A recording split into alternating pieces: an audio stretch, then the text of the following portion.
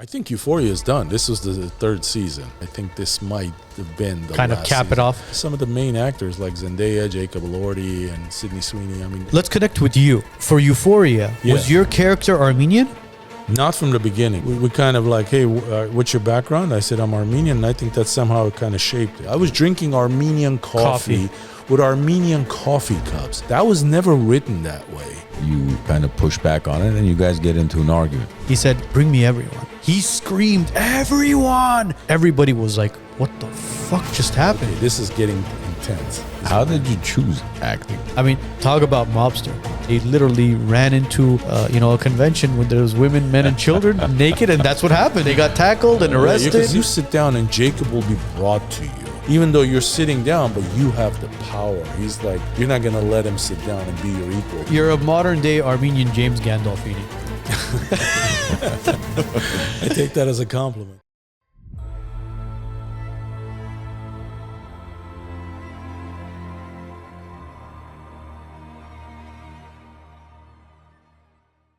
Happy Monday, everybody. TGIM. It's 5 o'clock somewhere. We're inside the Derby Room at the Glen Arden Club. Which is what? What is a derby room? Well, Derby Room is where you'd come in there and you do horse betting. As you guys could see, I mean, if we go to the wide shot, you'll see TVs all around. You'll see the classic Glen Arden Moose hanging up there. And this place is actually sanctioned by California in order to do Derby racing shows. Unfortunately, if you look behind me, it's closed. It is closed. The commission is closed, but Have you ever bet on a horse? I haven't. I've been on the phone for the past hour trying to get into the building. Where the hell is customer service here, man?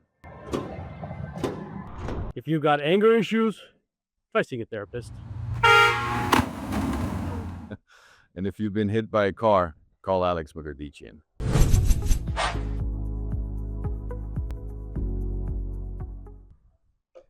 I've never had, but I've been wanting to go to Santa Anita. I'm curious. My brother-in-law has been adamant about us going to Santa Anita together, but I just haven't. I don't know. I feel maybe one day when I try it, I'm just afraid of being addicted to it. Oh, that's my biggest concern. Half the commissions of your escort. There he goes, reaching into the pocket again. You know, it's funny because I make fun of JJ all the time because he posts his videos, and then I poke fun of you and lenders because you guys post every time you close a loan or you close a escrow. I'm like, listen, you guys put the loan amount, you put the purchase amount, so everybody knows the exact money you make to the. Even if you ever get audited by the IRS, just tell your Instagram followers, listen, I have 2,748 witnesses. Same thing with wedding photographers. Yeah, I should just show them the text messages of people asking for money. That's another story in its own. Well, we talked about that last Wednesday. We'll talk about it on the live. Mr. Jack Topalian, how you doing? Great to be here, guys. Thanks for having me. Thanks for being here, man. We're going to do a typical Q&A with you, man. Yeah, man. Like CNN, the old days, I've right? prepared the answers already, man. God.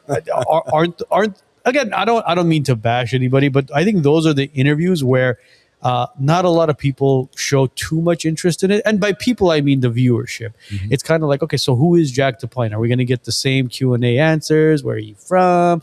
Where did you grow up? How did you pick Los Angeles? Blah, blah, blah, blah, blah. But you yourself are a very, very interesting individual because you've dabbled in multiple aspects of careers, from construction to real estate to acting. I mean, is there anything else that Mr. Topalian hasn't done? Music, bro. I played music. You know, when I was younger, I did semi-professional, and then like when I was in high school, then we had a band, and then we had an Armenian band. What instrument do you play? I play the guitar. Solo or I'm still bass? pretty good. No, solo guitar. Solo. I mean, I can play the bass guitar, but my instrument was primarily the electric guitar. I mean, I can play the acoustic and the electric. So Wow. it was cool. So we had like a band, and then we would like perform at weddings and, you know, christenings and all that. And then, you know, then we started opening up for like Harut Pambukjan and Paul Baghdadlian and all these Armenian guys that would come to like the Bay Area. It was just pretty cool, man. That's why I like know the old OGs from way back in the day. Yeah. But it's very fascinating. There's not a lot of Armenians in the OC. I mean, or in the Bay Area, right? You know, when we got there, it was probably about 25,000 all over the Bay Area. But we had a couple of churches. There was two in San Francisco. There was one in Oakland, St. Vartan, and there was one in Cupertino that was like a house, and then they turned it into a legit church. So, but by now, I think it's probably a lot more. The community's a lot bigger. And you were here in the 70s, right? We got to the Bay Area in the late 70s. Yeah. Around the same time my parents probably got there. Yeah. It was a hippie era back then, wasn't it? Yep. It was just man, it was kind of cool, man. You know, when you're like a little kid, you know, I'll never forget the day that we got picked up from the airport, you know, when we landed in SFO, because when we came to the States, we stayed in Rome, Italy for 3 months. Back in the day, that's how it was. Yeah. You know, we would go to Moscow for a couple of weeks from Yerevan, and then from there we would fly to Rome, and in Rome, you know, we stayed at this hotel or hostel. It was like a hostel. Yeah. You remember? We came in the Dina Hotel. 80s, but not 3 months. Ours was about a week or so. Yeah, same here. Yeah, they shortened the period by that time. Did you have to take a train from Moscow to Rome? No, we flew. We took a train. Wow, that must have been an interesting. Oh, it was Yeah. cool. It was a beautiful experience. Jeez. We did the same thing. You did a train? We went to Moscow and then we took a train to Rome. And I remember my dad was telling stories. He's like, you wouldn't stop talking the whole train ride. He goes, you were just talking. Yeah. You never talk. Who put that mic there? Yeah. He's like, you wouldn't stop. And then we from Rome, we flew to New York. We were in New York for a couple of days. Yeah. And then from New York, we flew into San Diego. We lived in San Diego. Oh, so your relatives, whoever called you guys, was that were from in San Diego? SD. Yeah, they Okay. were in SD. So we were in but we couldn't acclimate to it, man. No, we took the train to go back to your thing. We took the train from Yerevan to Moscow. That was like 3 days, 3 nights, something like that. But from Moscow to Rome, we flew, and then we stayed in Rome for like 3 months. It It's was a long time. Man, it was surreal, but it was amazing. You know, just imagine like a 10, 11-year-old kid, and I'm from Yerevan, the streets of like Yerortmas, you know, and I was like, my parents would like let me take my brother and sister who were younger than me to the movies. They wouldn't even flinch. In Rome. In Rome. I mean, there was that much trust. I mean, the world was a Really? different Yeah, place. I was about to say it's a different type of world, man. Different type but of world. our place wasn't like that. Our place, literally, there were narcomans in the hallway of the hotel. I remember it like yesterday. Really? Because even to go, the rooms didn't have its own restroom. We had to use the common area restroom. And I was like 7.5 or so, almost 8. My brother was about 6. And even for us to go to the restroom, like my dad would escort us because Wow. even in the restroom, I remember right near the urinal, there was some guy like with a heroin needle just laying down near And this the- is in the early 80s. 88. Yeah. Oh, 88. Late so 80s, late late 80s. 80s. Okay, so that was like a whole decade later. Yeah. It was, they wouldn't let us go anywhere with Did you us. guys stay at the Dina? Behind the train station, or you don't remember? I don't remember. I just remember the train station because I was fascinated by all the remote control cars and helicopters they had, and it was millions of liras. And millions of liras was not a lot of money, No, but no. you know, Lot it of was, zeros on there was a those- lot on of those zeros. bills, You're like, man. how much is this? It's 50,000 liras. 800 million. 800 million. How much is that? $15. Senora, te tamani go. Cinco cinquanta. Remember that when you go to the market? And we went to the Vatican at the time, Yeah. and there was a service back then was John Paul. Yeah. And John Paul had the Nishchark ceremony, whatever it was, and they were passing out that, Nishchark. Yeah. What's it? Holy bread? Holy they call bread. it? Yeah. Blessed bread, holy Blessed bread. Yeah. And then he came out with his infamous glass van, and Was it a glass van back then? I But believe so. wasn't that after he got shot? Yeah, I believe so. I think after he got shot. When did he get shot? That was in the I don't- 90s. I don't remember. For some I'll reason, check it out. I want to say that You guys I think calling me on all that my came- bullshit, huh? I don't know. Imagine none of this happened. it's all just made up in This his is in head. the script. You're right. Yeah. But no, Let me see- check my notes. While you're checking that, going back to what you were saying, life was so different back Very then. different. But it's so fascinating that every single time we look at our history, 81. 81. He was 81, shot, yeah. really? I thought it was in the 90s. Interesting. Yeah. I remember when he got shot, and then they had that like van thing or that Yeah, the glass Pope enclosure. Mobile. The Pope Shit, mobile. you Yeah. guys Yeah. putting me on the spot. All right, Fact Pookie. check. All right, Pookie. But yeah, man, it was, You can sleep it was, at night. It was pretty cool. But like when we landed in San Francisco, we landed in the middle of the night, and we had some family members who picked us up. And then my dad actually had a friend who lived here since like 1972. And I'll never forget, man, just looking out the window as the car is driving on the freeway. I never seen freeways and buildings and all of that. It was pretty surreal for a kid, you know? But it's so fascinating. Going back to what I was saying, every time you look at things that happen in history or in your life, you always go, oh, you know what? Back in the day, it was like this. Back in our time, it was like this. Look at this. It's a 10-year gap, right, of Italy. Look at how different it was in 77 and then in 88. Yeah. 11 years later. And I honestly don't remember like stuff like what you were saying, because it felt safe for us to walk around. We would go to the arcade. You know, we would, like I said, we'd go to a movie, like watch cartoons. We actually had an arcade on the first floor of our brothel or whatever, with hostel. Not brothel. Wow. It's been an interesting Big difference, place, right? Well, we know where you were spending your time in Italy. Yeah, that's 7 years. We got an early start. Chiquito, where's the labyrinth? You gotta learn somewhere. But even next to the elevators, I remember seeing them too. It's funny how there's certain things you just don't forget, and that was one of the images I remember. Right next to the elevator, like just some guy laying there. Yeah, it's a shock factor. You're absolutely right. There are certain images in your life or stories in your life where it just gets embedded, and it's not in the back of the filing cabinet. It's literally up front in that hard drive, just sitting there saying, this is what happened. This is what I remember. Because especially, like you said, you're coming from Armenia. The tallest building you've ever seen in Armenia back then was 5 stories at best, right? Yeah. So you've never seen anything. I mean, growing up as a kid, I tell my kids and they think I'm being silly, but we didn't even have gum in the 80s. Like there was no gum in Armenia in the 80s. We had those gums, and they used to sell in the streets, you know, the Zoot? Tsigan name. Zoot is tar, no? Tar. I don't know what it was, bro. Yeah, it but was we tar. would, like, It was tar. You guys would use tar to make gum? I don't know what it We was. would but even chew the tar, we would chew it, but man. they would bring some from Turkey and Russia. It was like this. It was almost like previously enjoyed gum that was dehydrated. Like we didn't ask questions.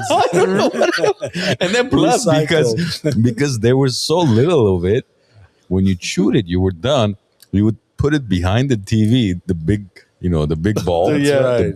And then next day, posh it in the stum, and then you would take it out and read.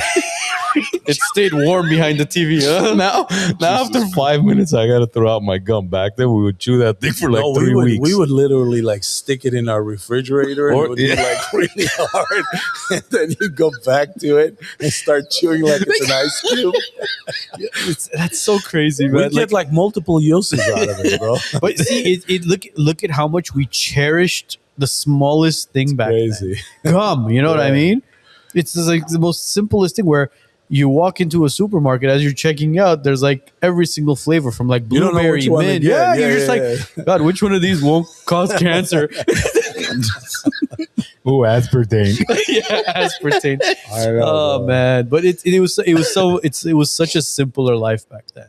And Everything. Yeah, was. 100%, Man. Everything was. And it's funny, you know, some years later, I mean, my kids were growing up. I think like about 4 or 5 years ago, we went, you know, we would go back to Italy a few times, but I took them to Rome specifically. We went back to that hotel that we stayed at, or that hostel. It was not a brothel. It was a hotel. It was a hotel. At least the place we stayed at. I can't speak for your place. Armu takes his kids, and this is where the crackhead was laying in the elevator. Dad, what's that naked lady there? Yeah. No wonder you kept seeing crackheads But it was everywhere in the funny, bro. brothel. The building was still there. The name was still there, but the whole neighborhood had changed.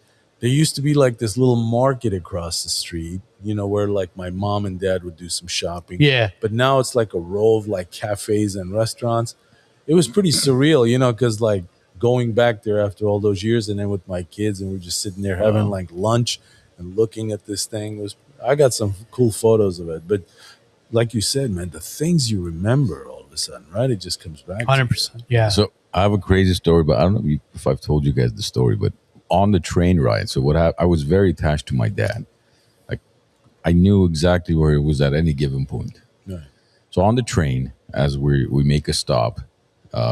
People load and unload, and so he says, I'm going to go buy some snacks and some drinks, and I'll be back. And at the time, we were traveling with a family of 8: my parents, me, my brother, and my grandma, my 2 uncles, and aunt, my dad's siblings. Right. So it was 8 of us. Right. We had 2 separate Carts. cabins. Yeah.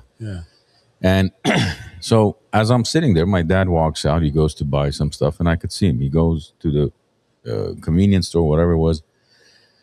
He's buying some stuff, but he hasn't come back yet. So I'm like, Mom, where's Dad? He goes, oh, he'll be back. I said, yeah, the train's about to move. Like, where is he?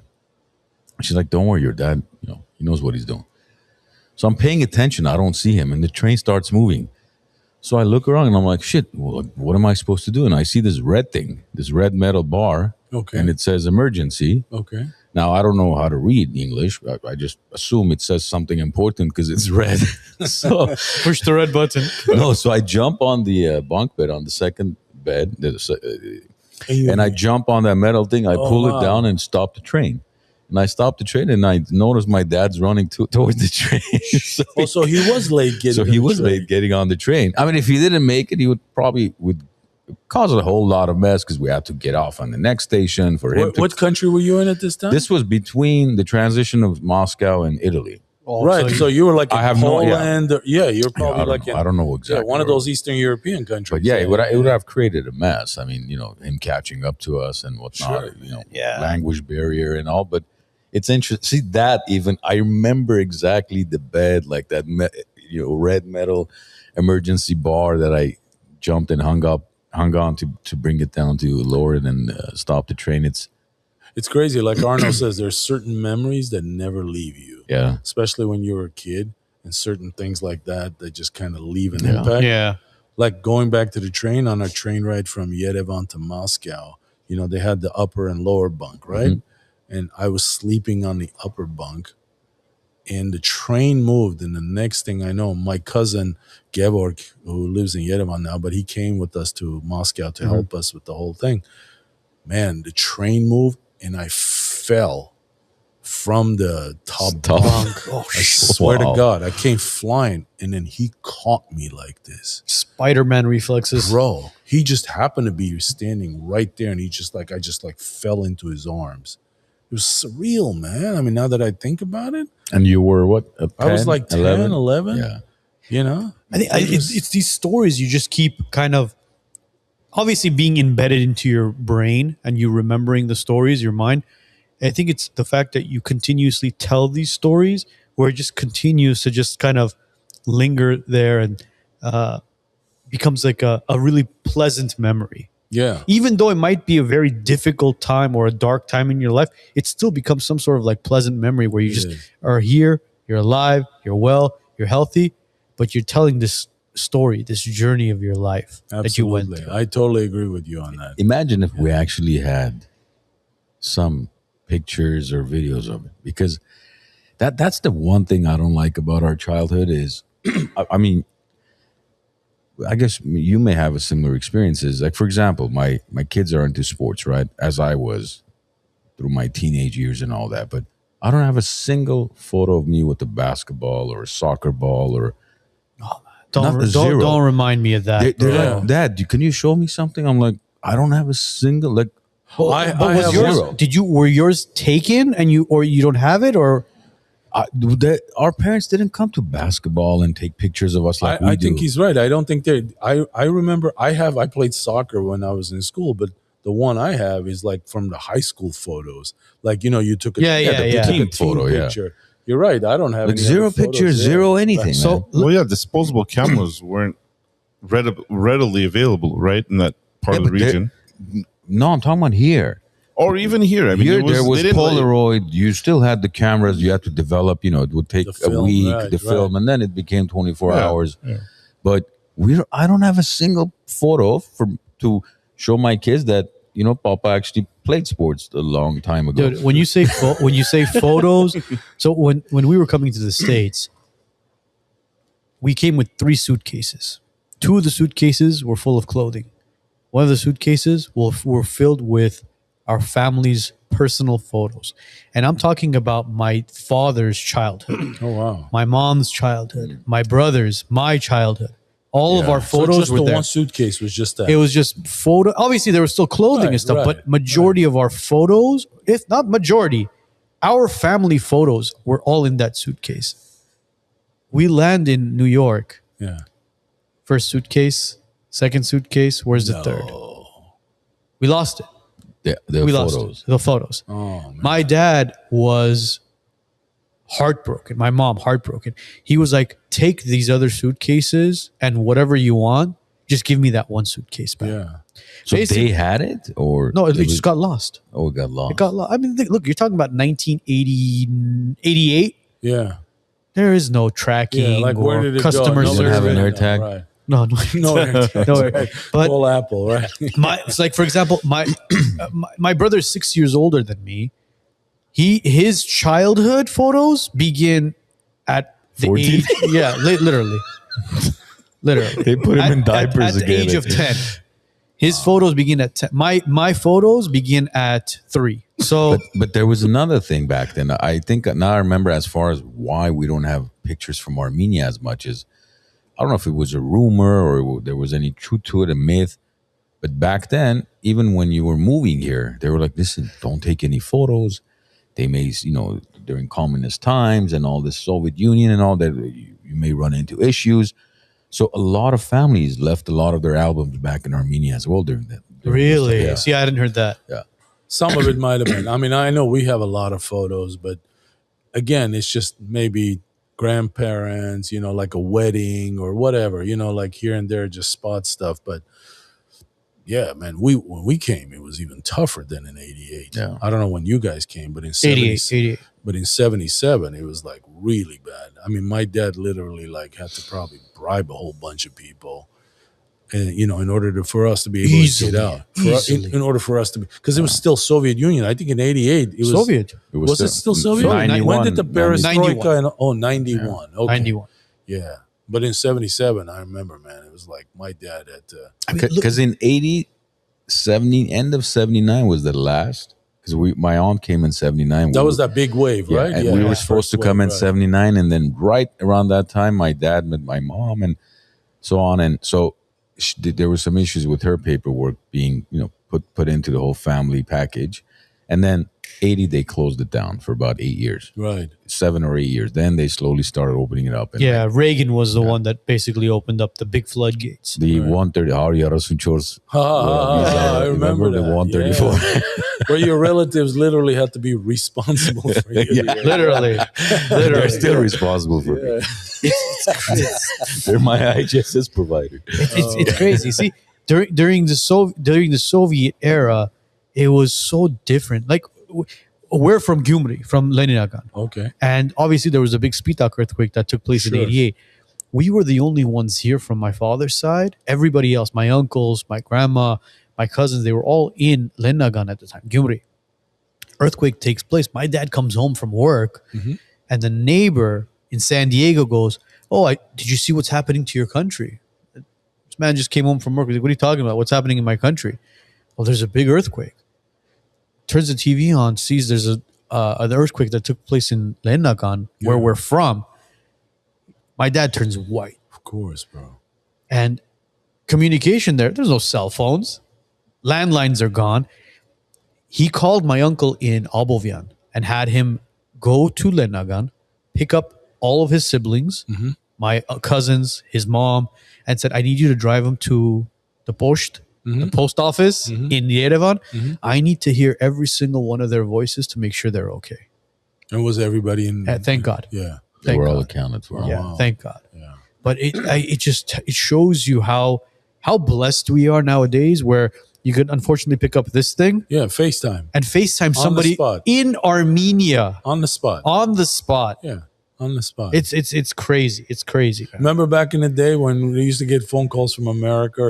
It was like, "Allo, allo, allo," and you spend the next 10 minutes just saying "allo, allo," and then you get Echoing, yeah. disconnected. They're like, yeah, Please refill your card. right. It's like, geez. It was $3 a minute or some crazy. You just hear some relative yelling on the other end of the That phone. we used to. Oh, I remember they used to on Glenox and Sonora, there was somebody who had a Skype account. So you used to go there, pay $20 for I don't know how long, days. 5 minutes or 10 minutes to Skype somebody in Armenia. That was kind of a booming business, right? And then remember those guys there was a moment where they would like come to your house and they would like connect you so you could like talk to your relatives overseas. Then the whole card thing came out where they give you like all these minutes. Man. Oh my God. Connect to. That was the name of it. Yes. Oh, Connect to. That's right. The company. Connect to. You're right. That reminds me of this episode is starting to be very nostalgic. It reminds me of the days in Armenia. We can go back to Q&A if you want. Sorry, Jack. I'm enjoying it. We in Armenia. I don't know if you guys. I'm sure you did too. In the 70s, there was only one maybe person in the whole town who had a VHS player. So we would, if there was a Chuck Norris or Bruce Lee movie or something, Charles Bronson, one of these guys, the whole neighborhood would gather at that person's house, kind of like the whole Skype Let me thing. tell you guys were way more advanced. When we left, we didn't even know what a VHS was. The only thing we had was we were able to connect to like Turkey and get some like foreign American films coming over. And then, like you said, and all the neighbors would come to the, like one guy's house. The antenna, basically. Yeah, the antenna, because we didn't have anything like that back in the 70s. And you would like watch like an American cowboy movie or something, and everybody. I know Clint Eastwood and like those guys were. McKenna's Gold. You guys ever seen that? McKenna's Gold. Man, that was like, as a kid, I grew up. I watched that in Armenia. Was it Russian translated or? Yeah, Russian translated. It's an American film. It actually stars Omar Sharif, Sophia Loren. It's I don't know if Clint Eastwood is in there. I think he might be, but it's a great film. Cowboy movie? Cowboy movie. What was it called again? McKenna's Gold. MCK. McKenna's Gold. Look it up. It's like, it left a memory in my head. 1969. And it's got Omar Sharif. Does it have Claudia Cardinal or Sophia Loren? I don't know if you can look up the Sophia Loren Omar was like Sharif. Sophia Loren was like the crush of Hollywood back then, right? Oh, yeah. Everybody was like gaga over her. He was like the man. I mean, but that movie left an impression. And then I came here and I watched it in America. I was like, wow. Interesting. No, her name, the actress in the movie who played Inga was Camelia Sparv, not Sophia Loren. Who was the American actor? The Julie lead actor? Newmar. Julie Newmar. Yeah, but who's the male actor? Oh, Gregory Peck. Gregory Peck. By the way, I heard he's got Armenian roots. Really? Yeah. Bro, it's so fascinating. There's a lot of actors that are coming out with Armenian roots. And it tells you kind of like the back history of our people, of what we went through and how scattered we are all throughout the world because of the genocide. We're everywhere, bro. French, Italian, Iraqi, Lebanese, Persian. There's Armenians in Thailand, in Cambodia. I mean, like everywhere. India used to have a huge Armenian population. Argentina. Still today. Still to this day. I've been to Venezuela back in the day, back when it was still good. Yeah. There was a huge Armenian population. It's so Venezuela. fascinating, man. And I'm so proud of the ones that are, really proud of those roots and coming out and saying, you know what, let me go back to the motherland and see what it's like there and where my grandparents or great-grandparents came from and what it is to actually be an Armenian. And when they go there, they all fall in love, man. There's something about that land. But it's just something about it. It's just going no one back. can explain it. It's like going back home. Imagine like you left as a kid and then all of a sudden you go back home. So all these memories that just come back. Yeah. I think that even though you were never born in Armenia, you've never been to Armenia, but somehow when you go back and like this is the origin of where your people are from, or where your extended family's from. You definitely feel connected. Right? Yeah. I mean, there's something. I know the first time when I went back, when we came to the States and I went back as an adult many years later, it just like, it hit me like a ton of bricks. Have you heard anybody say, you know what, I went to Armenia and I didn't like it? I've heard a few people. I haven't heard of anybody. I've heard, and I'll tell you, because they were maybe expecting something different. Maybe they've traveled to, I don't know, a little different resorts, and maybe they were thinking it's going to be 5-star hotels here and there. Oh, that's different. Even though now it is, is. but back now, but I'm talking like back 15, then, 20 years ago, the expectation might have been different. But man, you can't. You just a few people. Real Armenia is outside of Yerevan, in my opinion. Of course. Yerevan is very, because I went back recently. Touristic, right? Touristic, European, kind of like the restaurants, the cafes, the jazz club, the whole vibe. Yeah, exactly. I think 3 or 4 days in Yerevan to kind of see what it's all about is more than enough time. When you leave Yerevan, you go to the outskirts and you see the hospitality from the villagers, from those smaller cities, and how the people treat not only tourists but their own people. It's that's the true Armenia. That's the Armenia you want to see. That's where you want to take those tourists. Absolutely. And I think that's true of like anywhere like when I travel to different places, not just Armenia, but I always want to get out of the touristic norm, because that's when you kind of get to see the real people. So going back to Armenia, absolutely. People are genuine and warm and welcoming, and there's no agenda. No, there's no agenda. But like when you're in a city center, it's a business place, it's a place of commerce, and you have these fancy restaurants now and everything like that. But you're right. If you want to see the real place, like real Armenia, you got to kind of get out of the city center. Yeah, exactly. One of my friends, he went to Germany a couple of years ago. He landed in Berlin, scoped out Berlin for a couple of days. He went and rented a car with his girlfriend, and he goes, we just drove. We just drove from city to city, town to town, castle to castle. He goes, I had the best food ever outside of Berlin. And I was just like, you know what? I'm like, I wish a lot of people could do what you did. But unfortunately, everybody's just so attached to that touristy kind of. Well, I think it's safer because people just go, and there's like limited number of days that they're in a particular place, and they want to see these highlighted spots, the Instagram spots, right? We want to go to these restaurants, we want to go to these cathedrals, whatever, right? They take these tours, and I think that's what a lot of people do. But like when we travel, like when I travel with my family, going back to trains, man, if I'm going to multiple countries within Europe, I land in one place and I'll take the train everywhere else, because that's how you get to. Even if I don't get out of a particular town or a city, at least I get to see the countryside. It's pretty amazing. Have you been to the Scandinavian areas? No, but I've been wanting to. Have you been there? Scandinavian, no. See, I've heard. I've been as far north as like Holland and Belgium, but never. No, the Switzerland count. Yeah. See, I've heard the train rides there are immaculate. Are like 24 hours snow, man. It's crazy. And they say the view is just to die for. Like, no. The most European place, like when you, like Jack said, when you take the train, even driving, I love to drive when we're in Europe or anywhere we travel to, because I like to be in full control of just the whole, Where were you 2 years ago when you guys went? You were in Switzerland, right? No, Switzerland was 3 years ago. And it wasn't 2 years ago was Greece and Spain. Greece. But wasn't it Switzerland where you were talking about just the scenery was? Yeah, Switzerland is a postcard, bro. You can't. Is it? Oh my God, it's the camera doesn't do justice. Yeah, it's a postcard, Arno. You take a picture, you're like, I'm not getting it.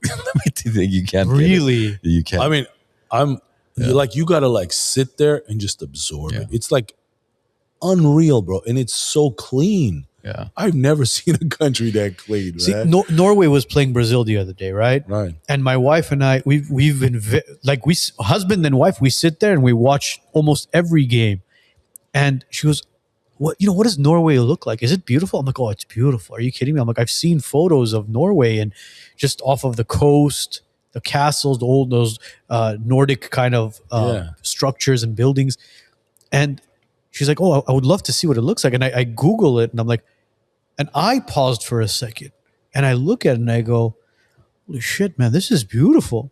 Like, I forget to show my wife that this is what Norway looks like. And I'm scrolling through, and I'm just like, holy crap. I'm like, we live in such a small bubble that we don't realize what's really out there, man. But see, you say we live in a bubble, but if you even ever, which I'd love to do it one day when the kids are just a little bit older, is if you just, I don't know if you've done it, Jack, but if you jump in an RV, Man, or I've been a wanting conversion to do van, that. I haven't done just it. go coast to coast, Yeah. or from east to west, west to east, however north Even to south. that, I agree with that. I Oh, agree. but we have some of the most beautiful. I agree. America's terrains so it's vast, amazing. and it's so diverse. Yeah, we've been wanting to do that, and I always talk about it when the kids got older. But then life takes over, and you never do it. There's only one person that I've known all my life. They were in the Bay Area. There were two brothers, Armenian brothers, and every year, even when their kids were small, they would take an RV and literally drive all the way up to like Canada and all over the U.S. Like Vancouver, Toronto, Montreal, Yellowstone. Canada is picturesque. If you go to Whistler, like Whistler, the rivers, the lakes, right? Like we were there before the kids were born, and again, same thing. Back then, the phones didn't have the cameras we have now, but you're taking a photo. You're like, shit, I can't get the color. Like the color of the water, the mouth, you can't get it. No matter what you do, you can't get the color. That's why I always say enjoy it with your eyes. You want it so you have some memories. I get it, but like when we're grandparents, they're like, Grandpa, did you ever go to Canada? Yeah, but I have no pictures. What do you mean? Only memories. No pictures. No. Are you sure you went? I was trying to enjoy the sceneries. See, that's another excuse to have that kind of nostalgic memory. Where look, you could shoot the photo in front of the forest or the waterfalls, the lakes, whatever it is, and then when you show it to your grandkids, as you say, you go, these pictures don't do justice. Yeah, they don't. Right. They don't do justice. But we always tend to think, okay, this summer we'll fly to Amsterdam. Why can't we just drive to Grand Canyon no, let's go. We'll do that later. Because it's right here. We'll do. Yeah. And then 20 years goes by, you still haven't been to Grand Canyon. You haven't been to Yosemite. You haven't been to, Big Sur, anywhere. Yeah. You know what I mean? I agree. Look, I've lived in America for 36 years now, right? 38. I haven't been. You came in 88. It's 38. 38 years. Sorry, but I can't believe I'm turning 40, man. I haven't been to the Grand Canyon yet. Neither have I. I haven't been to. I've never been to the Grand 50 Canyon. years I haven't been to New York. Yeah. New York. Oh, you haven't been to New I've York? never been to New York. Oh man, New York is amazing. You have to go to New York. I know, but New see, York You know what I call New York? Disneyland for adults. Yeah. but Right, see, that's Joe? the thing. I Yeah, can't. definitely. Man. I call it Disneyland for adults. See, I can't take the kids to New York. I could take my. Why? Look, Why I don't could, you? look. I could take Eileen. What's a 4-year-old going to do in New York other than Central Park? Man, there's some cool restaurants for kids, and I mean, I don't know. Look, I could take Just Eileen. walking around, Eileen taking will, them up to the. Eileen will enjoy New York because Eileen's very patient. Alec won't enjoy New York. Alec, I got to keep him on a leash. I haven't taken up my kids either, but we've been there a couple Take them to the times Central with the Park wife. Zoo. That's a cool one. But I would. I wish we think had my a wife and Central I should Park go enjoy You New should. York together. Go before 'Cause- they completely ruin it. It's been ruined already, but see, like I want to go have the pizza in New York. I want to have the pasta in New York. I want to have the bagels in New York. I'm a food guy. And you got to walk the streets of New York. And walk the But those are all cheat day meals for you. So you, how I are you know going to that. manage that? You walk the He's on shit. vacation. You walk He's the on shit out of vacation. it. He's You going to do walk 20,000 steps. 100%. Over Central Park, you go to Central Park. It'll take you days to explore it. Oh yeah, You don't want to just come back. disappear into it. You don't want to come back from. And there's like little caveats every corner. There's like all of a sudden Yeah, you see things it's- happening within the park. It's cool. Like yesterday we were at home and we're like, okay, what do we do? I'm like, okay, it was kind of getting hot. I'm like, it's too hot, but let's just go to Balboa Lake and walk around, which is 20, 25-minute drive for us, right? But again, we're walking. My wife's like, how come we don't have a park like Central Park in LA? Because the closest thing, essentially, if you compare it, is Griffith Park, which is actually larger than Central Park. But there's no real But there's walking. no- Yeah, right. Griffith Park is a hiking. I gotta trail say, mostly. San Francisco, like we had the Golden Gate Park, and it was like a mini version of like I Central don't Park. remember that Because San part. Francisco, it's between like Yeah. the Richmond and the Sunset District is like it's separate. The park separates, kind of like how New York is set up between the Upper East Side and Upper West Side, kind of. A Isn't thing. that where the Armenian genocide memorial they put up in? One of them? Upland? Yeah, one of them. They have another one up on like a little hill there in but- Frisco. Yeah. But Oh. Golden Gate Park is pretty cool, man, because they got museums in there. I don't they remember got Golden. bike paths, so it's like a mini version. I've always thought of like Bay Area, like Don't a hate mini me, guys. I version haven't of, like, been to San Francisco either. Wow. Yeah, I know. Don't tell Have me you you've been never to been to Pasadena? Carmel. Pasadena, Don't tell me there's you've this- never No, there I've been. You've been to Carmel? No, not Carmel. Temecula. I haven't been to Carmel or San Francisco. Come on, we got to do it. We got to do it. See, like the Seriously, Carmel that's near crazy. Carmel, that's 17-mile drive. Oh, What's it man. called? Well, it's That's in. gorgeous. It's 17-mile drive. That's what Yeah. it's No, called. I haven't been to Like Carmel. Pebble Beach. Yeah, like Yeah. that 17-mile drive is You got to unreal. take your wife to Monterey and Carmel. Like spend the weekend there. It's amazing, man. Yeah. It's like a No, little. I agree. It's like a little European village. yeah. I agree. It's crazy. I good. agree. I mean, our travel has been Armenia, has been Mexico. You're coming up on a vacation soon. Yeah, I know, literally. So, I think once my son is maybe 5.5, 6, Mhm. that's when we'll start doing a lot more places where it'll be easier. Actually, you can go to like Monterey. They have probably the best aquarium. Monterey Bay Aquarium is probably one of my favorites. I've been taking my kids. Really? Yeah. In fact, some of my friends are going up there for a wedding, and I told them they're gonna on the way back they're gonna stop in. It's and like spend a day the or two. aquarium of the Pacific we have in Long Beach. Kind But of is it similar. larger or It's pretty. I've never been to the one in Long Beach, yeah. but it's pretty nice. very nice? Yeah, it's but it's that's the place. Remember, I was there this past, was it August when there was the car show? Yeah. And when I Every August they have that. Yeah. when I Concours drove d'Elegance, yeah. I mean, Carmel is known for Pebble Beach, which is a famous golf course, and then One of the golf courses. One of- yeah, yeah. Probably. Yeah. in the country, if not the world.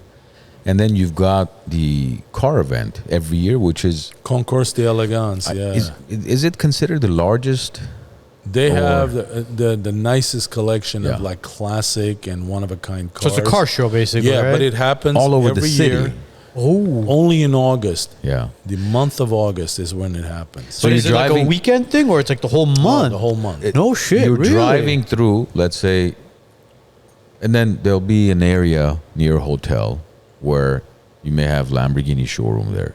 And this is all pop-ups. It's not an actual showroom. It's pop-up showrooms, Mercedes, Porsche, whoever, right? And then you'll drive a couple miles this way, and then all of a sudden you'll have McLaren and Bugatti and so Like on. classics or whatever. But then driving through that 17-mile drive, you see these homes. You're like, how many billionaires are there around the world? 3,000? I just drove by a couple thousand $50 million homes. Like, who's affording these? On top of that, you'll see a McLaren, $25 million like McLaren parked. You'll see a Koenigsegg. You'll see you name it. I mean, I saw $2 million rare Porsche, $5 million, you name it. And just in the driveway, casually like, yeah, I'm just going to go pick up, some cheeseburgers for the fam. go to Trader Joe's for a quick. Right, and then you just maybe go out Bed there, Bath play a and little Beyond. 9-hole, right That's outside your unbelievable. door. And you're like, where does all this money come from? Like, how? Who when and how Look, did they make all this money? The right moves at the right time. Real estate or hospice? It could be both, man. Listen, man.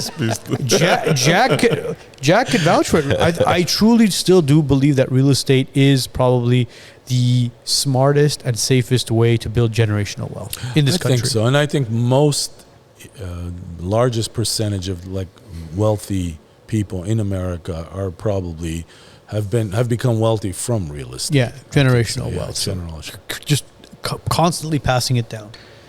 I mean, look at Because what's the old saying in real estate? It makes money while you sleep. yeah. You buy a house or an apartment, whatever you buy, and Exactly. it's making money as you sleep. And it's so sad that you see some of these people who, they get married and they have kids, but unfortunately their kids don't get married. Their kids don't have any kids. Mhm. And when those people pass, all that is left for, nobody. Yeah. It's a Depends on who they left their living trust. Like and recently, stuff to, we had a sale where she was lived nearby to us, and I told her, I said, listen, get a trust, whether it's giving it to your nephew or friends or family, whoever it is, Sure. pass it along to somebody. Don't let the courts take it from you or the state take it from you. Unfortunately, she didn't get a trust. Passed away in the home, and I was fortunate enough to sell the property, but there was so much history in that home. That was the house where I found the Kennedy assassination newspaper. Really? Dude, there was a massive suitcase in the attic Like with all the news articles, like they kept all the newspapers. So yeah, listen to this, man. Massive suitcase, leather suitcase. And I was more intrigued with the suitcase because I love like just old memorabilia and stuff. And brought down the suitcase. I was looking at it, I was like, oh man, this is beautiful. And then it was like a movie, man. You open it up, speaking of movies, but you open it up and the cobwebs. We'll get to movies. We'll get to that. Ladies and gentlemen, we will get to it. Trust me. Hey, how are your panties? Yeah. Open it up, spider webs, and just like all that was left were some bats to fly out. And my cousin was helping me at the time kind of declutter some of the stuff and literally lifted up some rags and stuff from on top of the suitcase or the chest. Right. Guess what was there? It says, big LA Times, bold writing, Kennedy dead. Wow. And it's John F. Kennedy's assassination newspaper. November 22nd, 1963. And I was like, holy crap, bro, where the hell did this come from? Took it to a pawn shop. The guy's like, I can't believe you're touching this with your hands. Wow. He goes, go get this framed and sealed and airtight with the UV glass. That's pretty funny you mention that. You know, I did something. I have 3 kids. And God bless. Thank you. How old are they? 2 boys. My boys are 28 and 27. My daughter's 22. Oh, wow. But one thing I did, I don't know why I did it. I think it was instinctual. When they were born, the day they were born, like my oldest Stefan, when he was born, I went out and bought every newspaper that was available. San Francisco Chronicle, the Examiner, LA Times, whatever, New York, Post and whatever. And I kept it. Like, this is what happened. And I did the same thing when my son Shant was born the next year because they were a year apart. And then I did the same thing when my daughter Elizabeth was born, 5 years later. And it's funny, I have the box in my house in storage outside. And sometimes I'll go in the storage, get something, and I'll open up the box, and I'll look at these newspapers. Yeah. Because I wanted to show them, like, the day you guys were born, this is what was going on in the world. I don't know why I did it. That's a beautiful thing you did, honestly. Yeah, it was just kind of I don't know instinct, why basically. I did it. I don't remember what caused me to do it at the time. Because even though today you can chat GPT, Google. No, but it's different. It's not the same. Hard print. Yeah. Hard print. Because I remember even as a kid when we used to go to school and you had to do research. Obviously, we didn't have phones and all. We had to go to the library. Not only the book, but we had to go into the archive newspapers. Remember, they had those films you would pull out, and then, like, based on whatever year, month it was. And so, yes, you can do that still, but to have your own copy, like, see, that's now I gotta have more kids just to do that. There you go. I don't think they're making newspapers. They don't make it. Imagine you go through the process of, you have a baby and you're like, oh, I'm gonna go get some new. Oh, there's no newspapers. So we had this baby for no reason, huh? It's look at how different life is, man. It's so different. I remember in high school, man. I had a teacher in high school where first period he had a stack of LA Times newspapers sitting. He had like a small little on his little desk. Well, he had a small little desk right when you entered the classroom, Mr. Schneider. Oh, Schneider! I remember Schneider. And you would walk into the classroom and you'd grab a newspaper, and he would do it intentionally because as like the morning announcements are going on, he goes, "I want you guys to read the newspaper, whether it's sports, the econ section, the finance section, doesn't matter, current events. I just want you guys to have a newspaper in your hand." As the morning announcements are going on, to learn how to multitask. Right. Listen to the morning announcements and read the newspaper at the same time. Yeah. And I remember that I would always pick up the sports section, but I remember the Lakers were playing the Sacramento Kings at the time, and there was certain articles I would cut out and paste them to a binder that I had. Man, I love paper. I love newspapers. Like, don't we find ourselves like right now? I don't know about you guys, but like when I go and like look at news, all we're doing is like reading a little headline here and there. We'll just lead a couple of little things, boom, boom, boom, and then we'll move on. But like, I used to cherish having my Sunday morning newspaper. Like, that was my time. Like, I would get up real early on Sunday, even when we had the kids.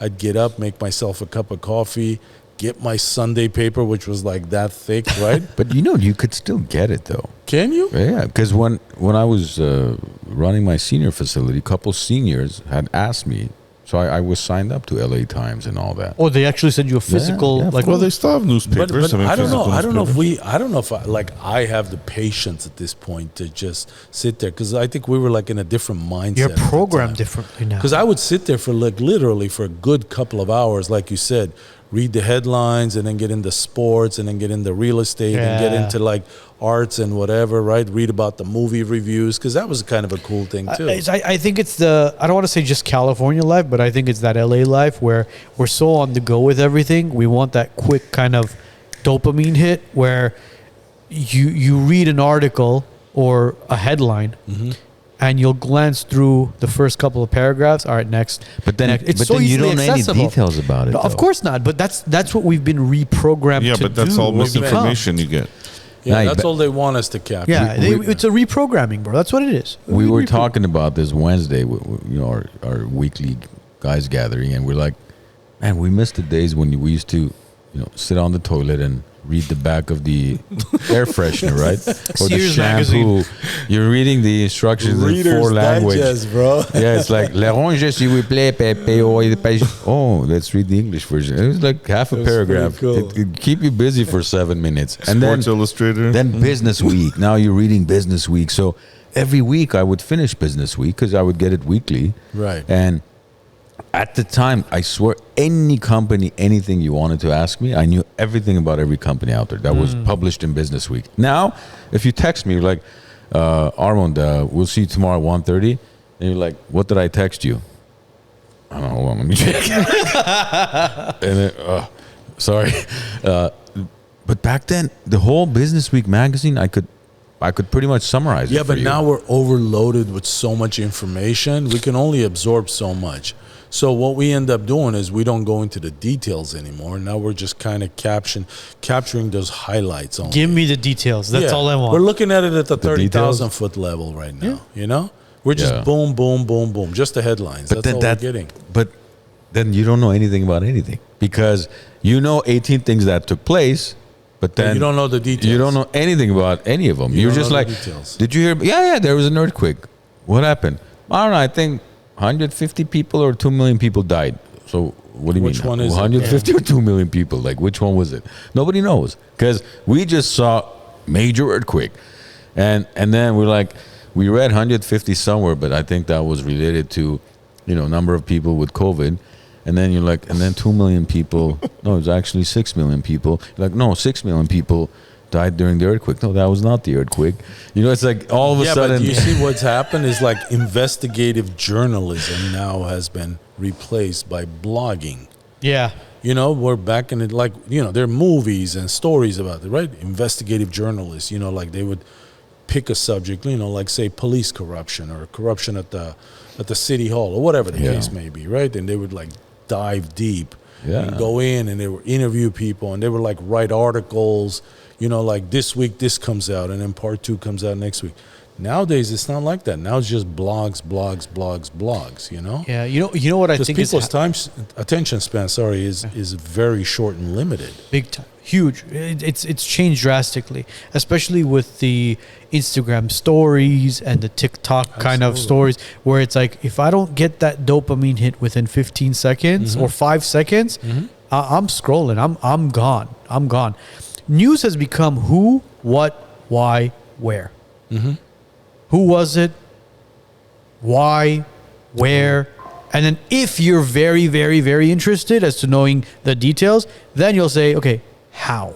Yeah, but How? see, we say that, but then are you not more into, do you enjoy watching a movie more now or like a limited series?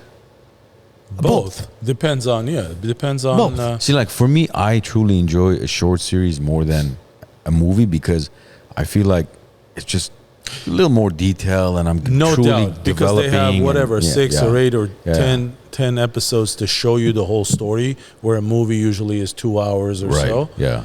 I do agree with you on that, but it also has to be captivating. Of course, It has to of be course. interesting Yeah. enough. Like I try to watch new content all the time. You know, part of it because I'm in the business, part of it because I truly enjoy watching film and television.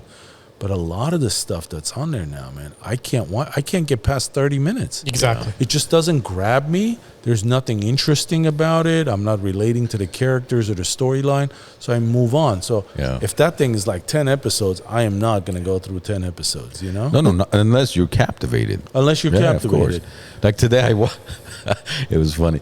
I went somewhere near the office to grab lunch, and then as I walk in, there were a couple of TVs, and I hear, Hector! Oh my shit, Troy's on. Hector! You know that part? Right. When he's calling Hector. when he's Achilles is calling. Right. And so I'm like, dude, so I sit there. I watch Troy. That's right. The old Troy with with Brad Pitt and Eric Bana. Yeah. See, you know what I've noticed, and you'll know this better than we will. There are certain series where they'll try to turn it into a movie and it'll flop, and there are certain movies where they try to turn it into a series and it'll flop. It's always apples and oranges in my opinion. Movies should remain movies. Shows should remain shows. Like, have you seen the movie The Town with Ben Affleck? One of my all-time favorite movies. Okay, that's one of my favorite movies. I can't see the movie The Town becoming a series. Although it might be a fantastic story, but it'll become too repetitive to the point where you're like, all right, we know who these guys are. We know what they did. There's no point of prolonging this into a season 1, season 2, season 3, season 4. The Town itself is a fantastic movie. Right. Leave it alone. And then you have a series like Landman, right? Landman can't be portrayed as a movie because you have such an amazing character that Billy Bob Thornton plays. Not just him, but his wife, his daughter, everybody, all the side characters. Where you're just like, you can't get enough of them. Right. And then how do you condense all that? You can't. That's why I'm saying 90 minutes to 120 minutes. Like, see, the difference between movies and television is the movie, for example, it's 2 hours, like The Town, for example. It takes place in a very limited amount of time, you know, and like if you really look at the timeline, like when they first robbed that bank and then up until the very last when they're robbing, you know, the stadium, you know, right? That takes place in a matter of weeks, right? So that's all it's taking. When a TV show, it takes place over a longer period usually. Yeah. So you're living with these people. Plus, it's a much slower pace. You're getting to know the characters. You're seeing them in intimate settings where they're having dinner, where they're whatever their conversations are. They're having drinks or smoking a cigarette like Landman. Yeah. You know, you kind of really go on his journey. But again, it has to be, first of all, the story has to be interesting. And the person portraying those characters has to be captivating. Like Billy Bob Thornton is amazing. You can't take your eyes off of him, even though he's not doing anything other than just being Billy Bob Thornton. Yes. But that's the charisma that he brings, right? And you're like, wow, this guy is interesting. Brother, if he doesn't win an Emmy for Landman, I'm going to be beyond disappointed. But you know what? I got to tell you, though, it's all in the writing. If Taylor Sheridan doesn't write the way he writes, that create these characters, I don't care who it is. I mean, I've seen plenty of movies with big name stars. You've seen it. I've seen it. We've all seen it. And if the writing is not good, you just can't go on that journey. Maybe you tough it out because you say, okay, it's Al Pacino or whomever, and you're going to, okay, I'm going to just watch it till the end. But in reality, if the writing is not good and it doesn't captivate you, you're not going to go on that. Taylor's doing an amazing job with I don't know writing. how he does it. But I mean, I have. But how much of it is? I mean, you would know this obviously is because I've never read a movie script, so I can give you a couple of mine to read. So I'd love to. And my question is like, as far as, for instance, let's say you write a movie script, right? Mm-hmm. Are the actors following it to the T, or is 20% improvised on the spot based on, you know? Well, that's why I mean, when you're like, it all comes down to the script, but how much of it is Billy truly? He's just so into the role where it's like, even if the script says, you know, you turn to your wife and you say, so such and such, just like when the wife calls, you know, he's got that annoying ringtone, right? Right. But just the way he responds, hey, sweetheart, like she's cussing at him, and he's just Or he gives that look I mean, before he picks I up the love you phone. too, sweetheart. like who can do that other than Billy? You But know what I mean? it's funny you asked that because it's a great question. First of all, with that, I heard Taylor Sheridan on Joe Rogan's podcast very recently. He was talking about when he created Landman. He said that he had this idea for a story because he's from Texas and he understands the subject matter. But he went to Billy Bob directly and he said, look, I have this idea. And he pitched him. And he told Billy Bob and he said, listen, if you tell me I don't like it, go fly a kite, that's what I'm going to do. But Billy Bob liked the idea, so he wrote the script, or he writes it, in Billy Bob Thornton's voice, just like the way he acts. So the second part of the process is not just the writing, it's the casting, where you cast the right person who kind of can bring that character to life. In this case, it's Billy Bob, and he's dead on. So he's writing it in such a way that the way Billy Bob Thornton would talk, or, the way he would phrase it. But as far as when you read a script, you're reading a moment, like we're having a conversation here. But if this was a TV show or a movie, we would probably have like 2 minutes or 3 minutes of this conversation, and we would only capture that time, and then that's what we would show. We wouldn't show this 1 hour conversation because nobody would sit through a movie of an hour conversation. But is the hour written out in the script or the 3 minutes? Just the written 3 out? minutes. It's just it takes an hour to just constantly read. Well, the story has to take, the story has shape. There's a model to it, You kind of have to put the whole story in place, Right. Kind of like storyboarded. I don't know if you ever heard the term, but they storyboarded like this is how the opening is. This is something that the inciting incident happens. Say there was a murder, right? You see a movie and boom, somebody gets killed, and you go, oh my God, why did this guy shoot this guy? What happened? And then maybe you see 1 week earlier something was happening with these two guys, and then you kind of get into the story. But you're taking little parts of their stories and you're piecing them together to fill the 2 hour movie window, because you can't be there throughout the whole time. You got to be there and just show them the highlights, so that 1 minute, 2 minute part that you see these two characters talking, for example, it has to be captivating enough. It has to have enough information for you to go, aha.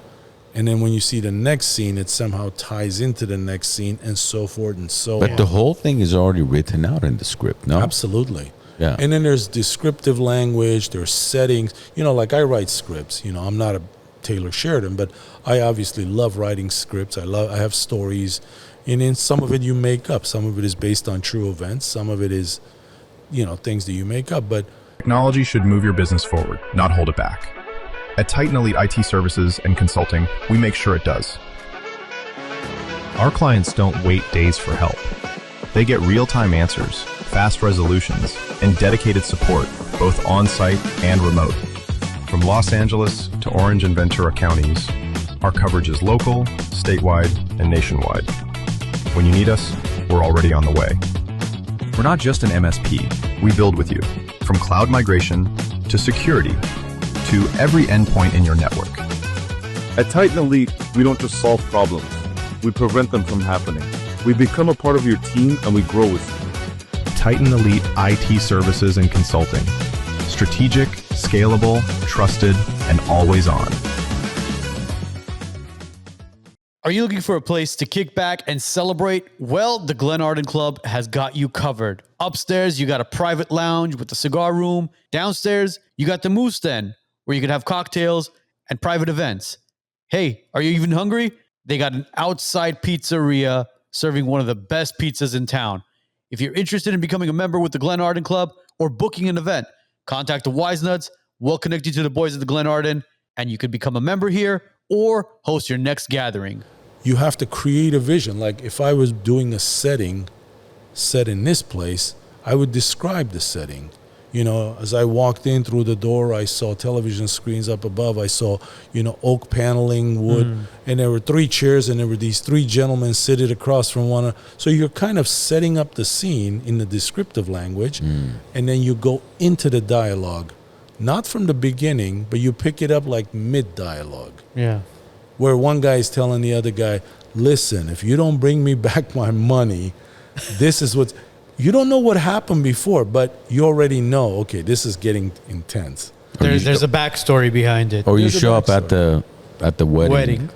And you show up at the... You congratulate the bride and groom. And By the way. You see, there are certain actors where they have, I mean, they're just built for it.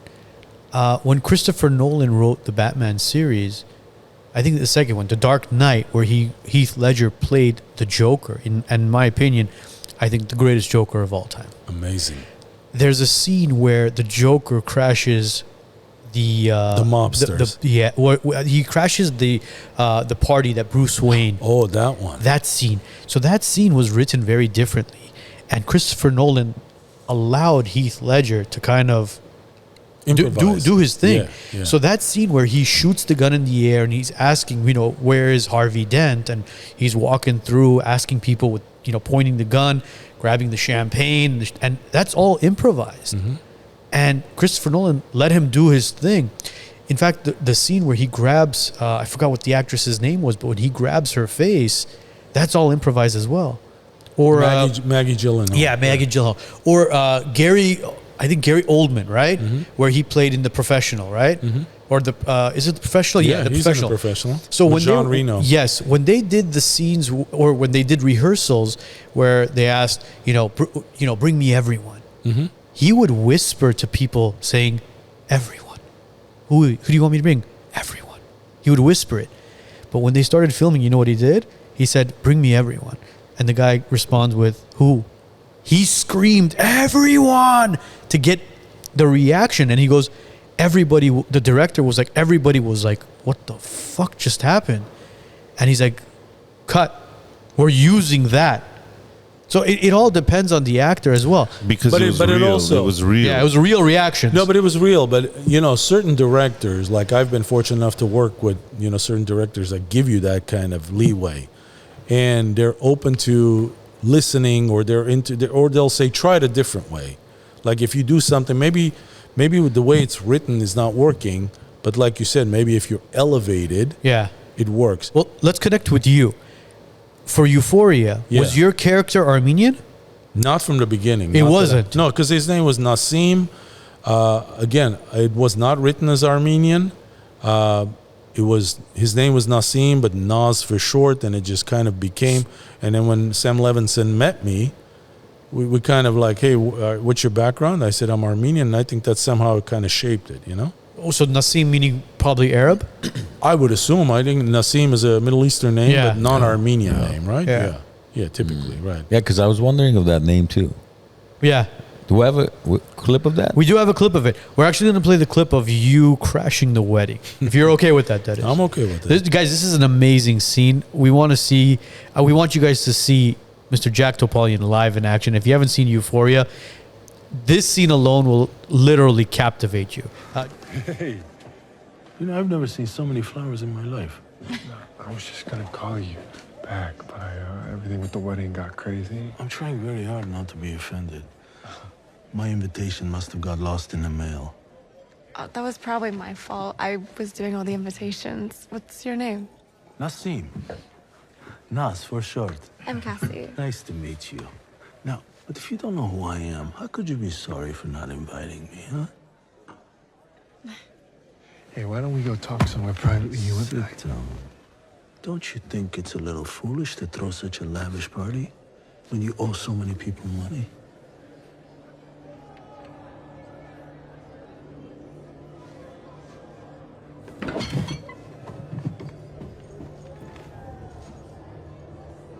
Up now.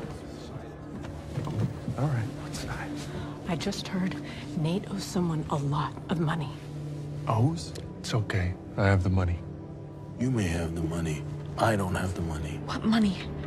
What do you think? I'm just some punk that you can bullshit? No, not at all. Yes. promise. Not at all. I mean, I see champagne, I see lobster, I see black Yeah, we caviar. chose the menu 6 months ago. And did you pay for this fucking thing 6 months ago? What are you Some talking guy about? just threatened him. He had an accent, Russian, I don't know. I promise you, I will get you every last dollar. You know, you always promise, but you never say when. When do you promise? Because promise without when is just useless exchange of words. What is going on? I'm in the middle of my wedding. Hey, who is this guy? It's okay. You know, I used to be your husband's friend. Now, I'm gonna become his worst fucking nightmare. I'm sure it's a misunderstanding, sweetheart. We gave him money. A lot of fucking money. I know. Let's bring the anxiety down, okay? I'll talk to him. Enjoy this moment.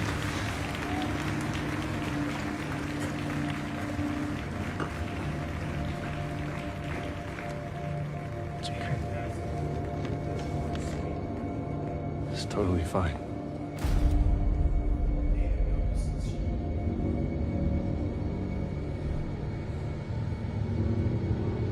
Hey, is everything okay? Of course. It's my wedding day. Okay. I was just asking. What a weird question to ask on the best day of my life.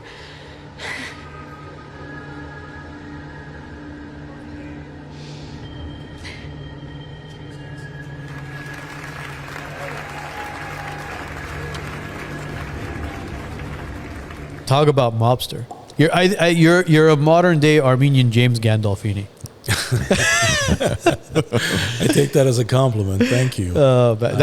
Amazing acting, by the way. Thank you, man. I appreciate you saying that. But you know, again, it comes down to what's written. Like Sam Levinson, the writer creator for Euphoria. I mean, he created this character. He has a vision of what he thought this person was like. And then when I went through the casting process, there were other people, obviously, but he ended up picking me. And then, but he and we talked about some things, and he allowed me to play him a particular way. Or if I was doing it one way, he would say, try it this way. And then we found that kind of sweet spot. I mean, at the end of the day, it's his vision. It's his creation. You know, I'm the actor trying to bring life to that particular character. But some directors, some writers will give you that freedom. Now, I've also been on the other side, and I'm sure you've heard other actors talk about this, where they want you to say it word for word, you know, where the period and the comma and sometimes it does work. But you know what? Sometimes it doesn't. But that's the way the writer wants it. And sometimes when you see certain movies or shows, you're going, I don't know if I'm buying that. Maybe that may be a part of it. I don't know. Yeah. But I don't feel like I've never acted in my life, but if I were to, I would think, for example, the writer would have to tell me, okay, you're in this scene, you're having cigars together, you're having a drink, and then he calls you out about something, and then you kind of push back on it, and you guys get into an argument. Okay, from that, then we take it and we run with it. I know, but that's how I see it. Versus when he says this, you're going to say, Jack, I am very disappointed in you, comma. But I'm going to give you a little pushback on that. Because it's got to have structure to it. Right. There's certain freedoms you can take. But don't forget, your character, say we're in a scene together, and my character have different backstories, or they're going to have a different ending possibly, right? So if you and me kind of get into a tit for tat, like we're sitting at the bar in real life, but maybe that's not the story that the person intended. Well, the storyline is there from beginning to end. But you know this part, I'm portraying it, because then I know at the end I get shot and killed, for example, right? Yeah, but you can't improvise. I mean, I'm a writer myself, and you know, I've made my own projects, and I give certain amount of freedoms to the actors. And if they want to say, you know, instead of saying glass, bring me a cup of water, or for example, again, for lack of anything else right now, but the idea is the same. But if you allow actors to kind of improvise everything, you know, like Curb Your Enthusiasm. well, yeah, or you know, or some other ones. Don't forget, every actor is a writer.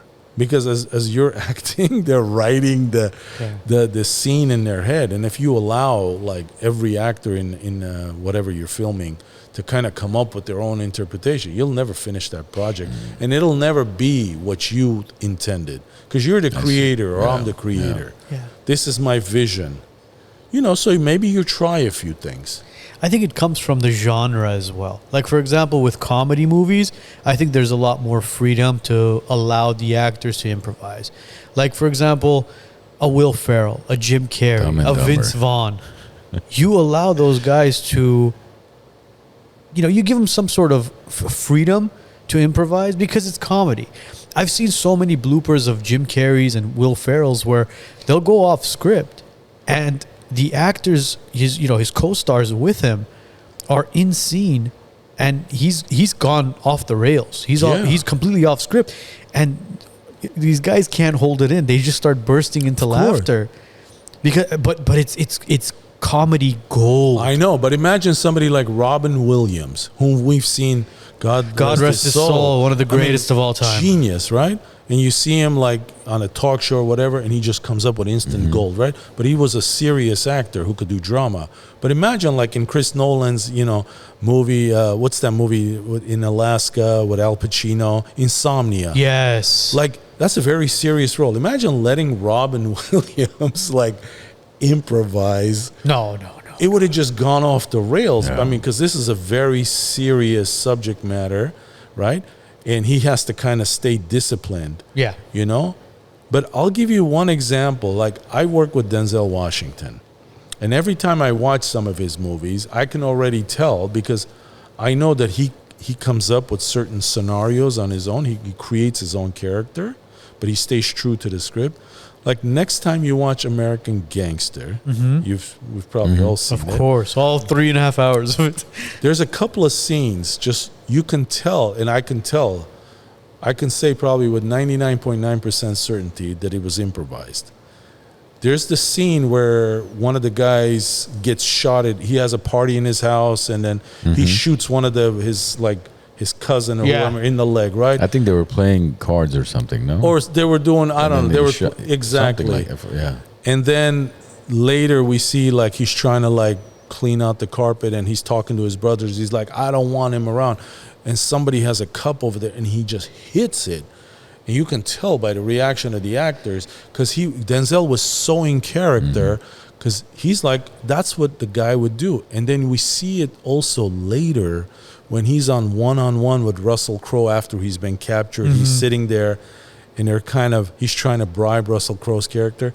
He kind of does the same thing. He'll hit the coffee cup, and then Russell Crowe gives him the other cup. I guarantee you that was never scripted. But Russell Crowe, being a genius actor that he is, he knew. He's going with the flow. No one's yelled cut. You live in that moment. But knowing Denzel, working with him, I can tell that he's so invested into that character that he thinks that's what my character would do at that moment. And Ridley Scott, being a brilliant director, he gives him that freedom to be. And Denzel's probably my top 3, top 5. I mean, unbelievable. He's always in that. It's like when you watch his movies, like you say, the character is him. He is the character. Yeah. You don't think, oh, this guy's an actor. No, he is whoever that individual is. Very believable, right? Very believable. Takes minutes, if not seconds, for you to just allow and Russell Crowe too. I mean, we mentioned Crowe. He's especially his movies from, what was it, The Brilliant Mind, and the ones prior to Gladiator, you name it. These, the Gladiator's probably A Brilliant Mind was probably one of the best ones he's done. And then now we're talking about Denzel and Russell Crowe, and then Gladiator too. Did you see the interview with Russell Crowe when he talked about? It was, by the way, sorry, a beautiful mind. A beautiful mind. Yeah, that's right. We said a brilliant mind. It was a beautiful mind. Beautiful mind. You're right. Yes. Yeah. Again, another amazing. I was thinking of you. That's why I said a brilliant mind. I love you too. I love you too. I'm not. I'm brilliant, not beautiful.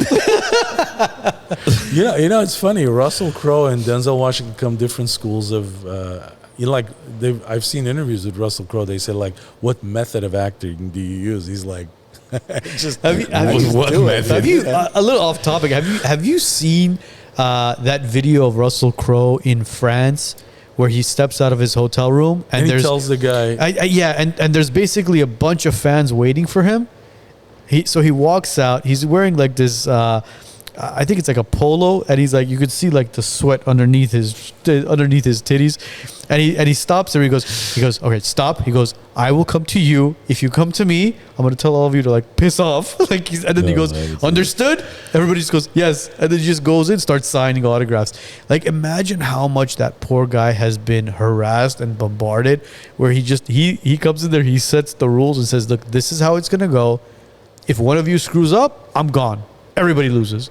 It's like everybody. It's like a kindergarten class. Well, because I think, not all, but some people, when they see like a celebrity, whether they're movie stars or rock stars or whomever they are, right? The guy might be sitting there with his wife and kids having dinner, and all of a sudden you like rush him and like, can I get a selfie or can you? Yeah. But it's his private time. You have to respect that. And guys like him, they're so famous. And I mean, where can a Russell Crowe go and not be recognized? Or you have to look at it on the other end as well. When will that fan have an opportunity to see him again? Yeah, and I think a lot of times, look, I've been around some of these guys, not Russell Crowe, but I've been around like Denzel and some of these guys, and they're very accessible if you're respectful. That's what I've seen. I think if you're respectful, generally most people in life, if they have a moment or two, they're going to give you that time. Really? I thought you had to be an asshole to get some attention nowadays. In fact, if you're an asshole, they're not going to want to talk to you. Of course not. But we were at a restaurant some months ago and we saw like a very famous basketball player, Draymond Green, from the Warriors. Oh, nice. Okay. He was sitting there having dinner with his wife, and there were some friends, and then my sons and I, and we were with my family. And we're big basketball fans, obviously, from the Bay Area. We're Warriors fans, we're Laker fans too, don't get me wrong. But Draymond is like, he's a well-known guy, right? Yeah. And my son goes, Dad, is Draymond? And I'm like, yeah, he's there with his family, that kind of thing.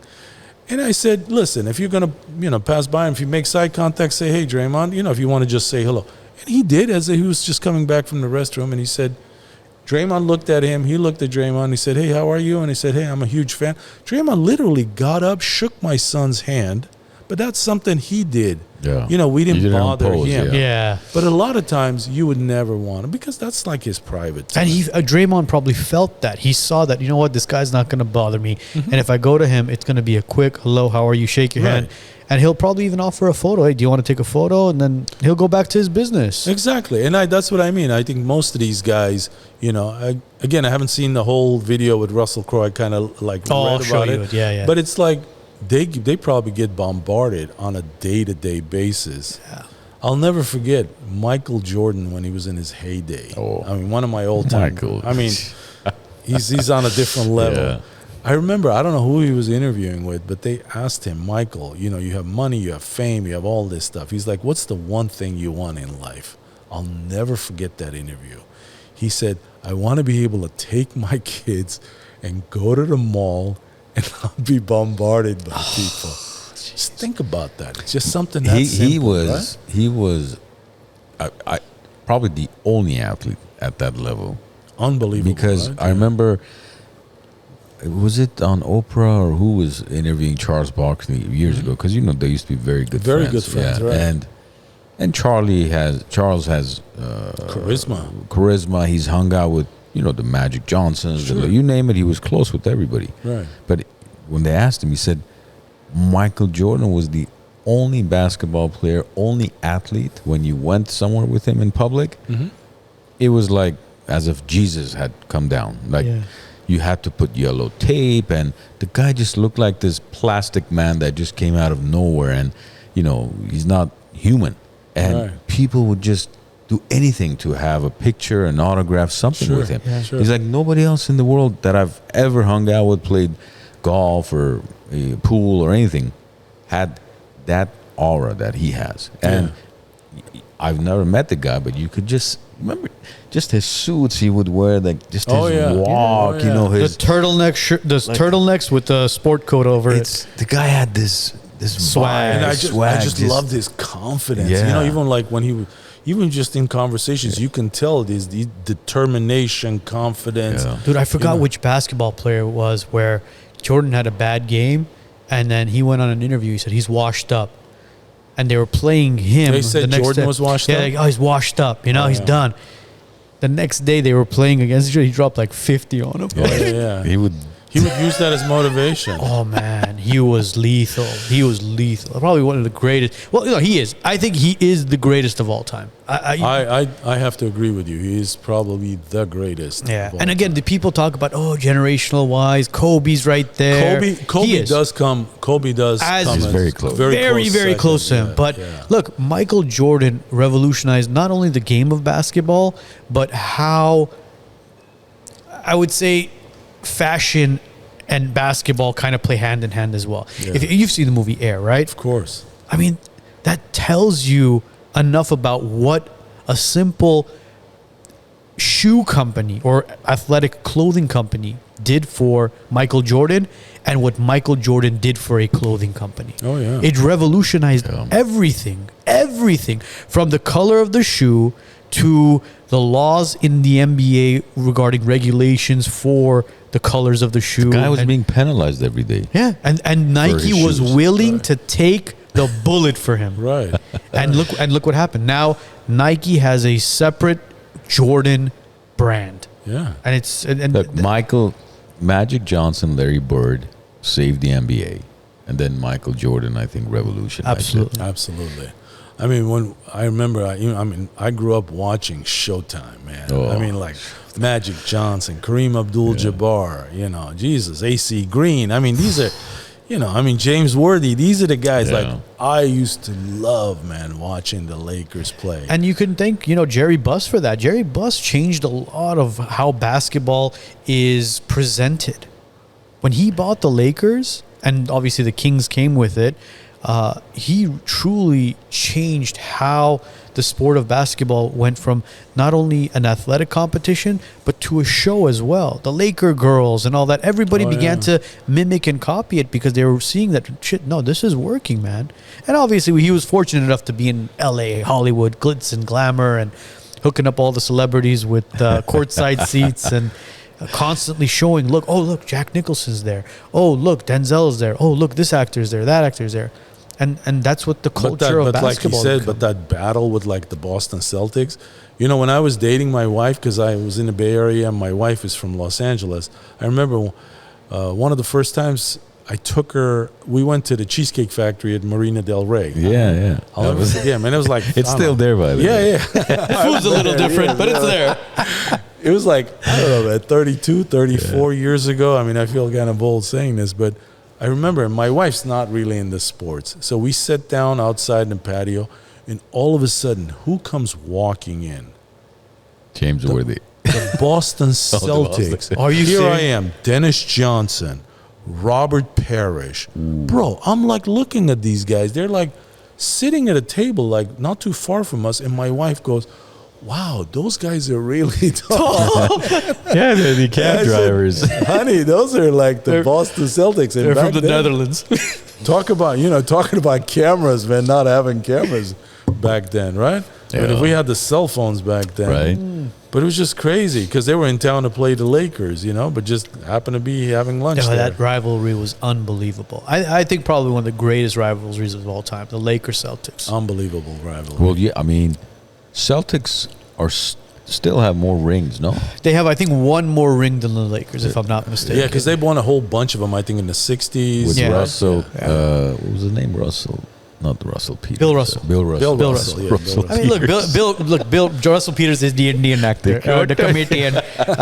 Bill Russell. I mean, again, this was I'm not defending the Lakers or bashing the Celtics. It was a different era when Bill Russell played. He was he dominated the sport. It was just a different era. But yeah, he did win a shit ton of rings. They did. Yeah. It was a kind of lopsided back in those days. I mean, I think the teams nowadays are a lot more level and equal to a certain extent, and everybody's got great talent. And you can see it in the playoffs, especially, you know, and how hard they go. But back in the days, like, I don't know, when I was growing up in the 80s, you know, there were a handful of top teams, you know, like the Sixers for a moment. The Celtics. For a while. The Celtics, the Detroit, the Bad Boys of Detroit, Pistons. the Chicago Bulls, you know, Indiana Pacers, right? With Reggie Spurs.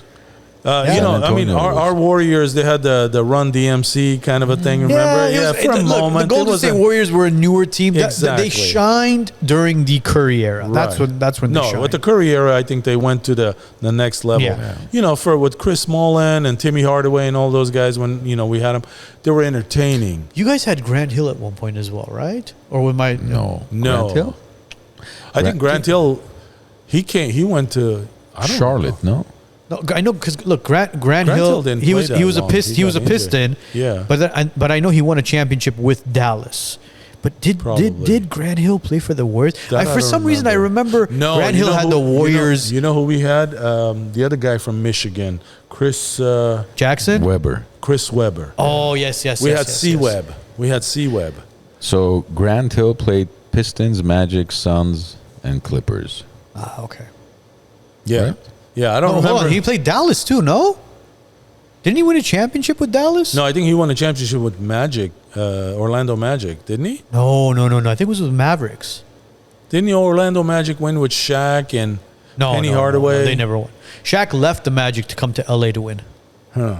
Okay. If I'm not mistaken, I think Grant Hill was on that Mavericks team when they won. He never won a championship. No shit. He won with Duke. Yeah, he was a brilliant player in college. I don't know why I remember Grant 91, 92. They defeated... Or was that Jason? Am I confusing him with Jason Kidd? Probably Jason Kidd. I confused him with Jason Kidd. Jason Kidd played at Dallas. He was from the Bay Area. Yeah, I think Jason Kidd won. Jason Kidd won. Jason Kidd was from there we Bay. go. I confused Grant Hill and Jason Kidd. But he never played for the Warriors. He was from the Bay Area. Jason Kidd devoted his life to Phoenix. Yeah. And then unfortunately, you know, it's like there's so much patience he had with the Suns until he was like, dude, I'm not going to win a championship here. And, he left to seek that ring. But that's why I give my, hats off to the Patrick Ewings, the Reggie Millers, the Penny Hardaway, all those guys that stuck it out and were like, you know what? This is my team. Son of a... What the hell was that, bro? You okay? Yeah, man. Oh. We should call Alex. If you've been injured in a car accident, slip and fall, or work injury, reach out to Emigrating Law today. At Emigrating Law, we maximize your compensation, you get constant client communication, and we win when it matters most. When you're involved in an accident, choosing the right attorney is the most important decision you can make. Let us show you why we're different at Emigrating Law. With 11 attorneys on our team, we're able to go to trial and fight for your case. More important, the pedigree of our firm is customer service, so you always get a call, you always get an update. Lastly, we're results driven. We win. Let us show you how. Call us at 818-530-1300 or bestcaraccidentattorney.com.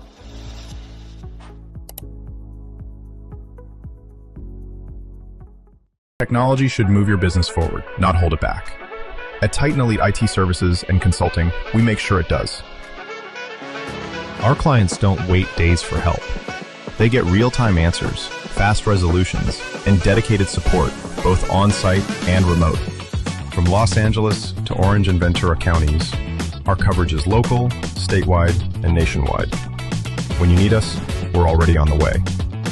We're not just an MSP. We build with you, from cloud migration to security to every endpoint in your network.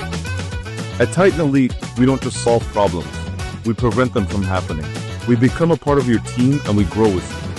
Titan Elite IT Services and Consulting. Strategic, scalable, trusted, and always on.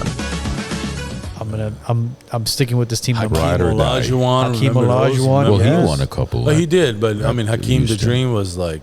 Look, those were some great. Hakeem was rivalries. amazing because he's a former soccer player, right? That's right. So his foot movement was second to none. Oh yeah. Bro, till today, I always say, I wish Dennis Rodman defended LeBron James. Could you imagine what he would have put him through? It's crazy. He would have made his life a nightmare. He would have made LeBron just quit basketball. You remember those Bad Boys series, like with Detroit Pistons and Bill Laimbeer and all those guys, man? Oh, Laimbeer. Man, they were like dirty. They were like, I mean, it was like all out. I don't war think back any in of the day. these new era players can play with. They wouldn't. That era. It was too Like, physical, way too physical. And I think the rules have changed, Yeah, right? yeah. Because I know, like, I watch a lot of soccer and World Cup. You can see, like, the rules have softened up so much. Big I mean, it's- time. yeah.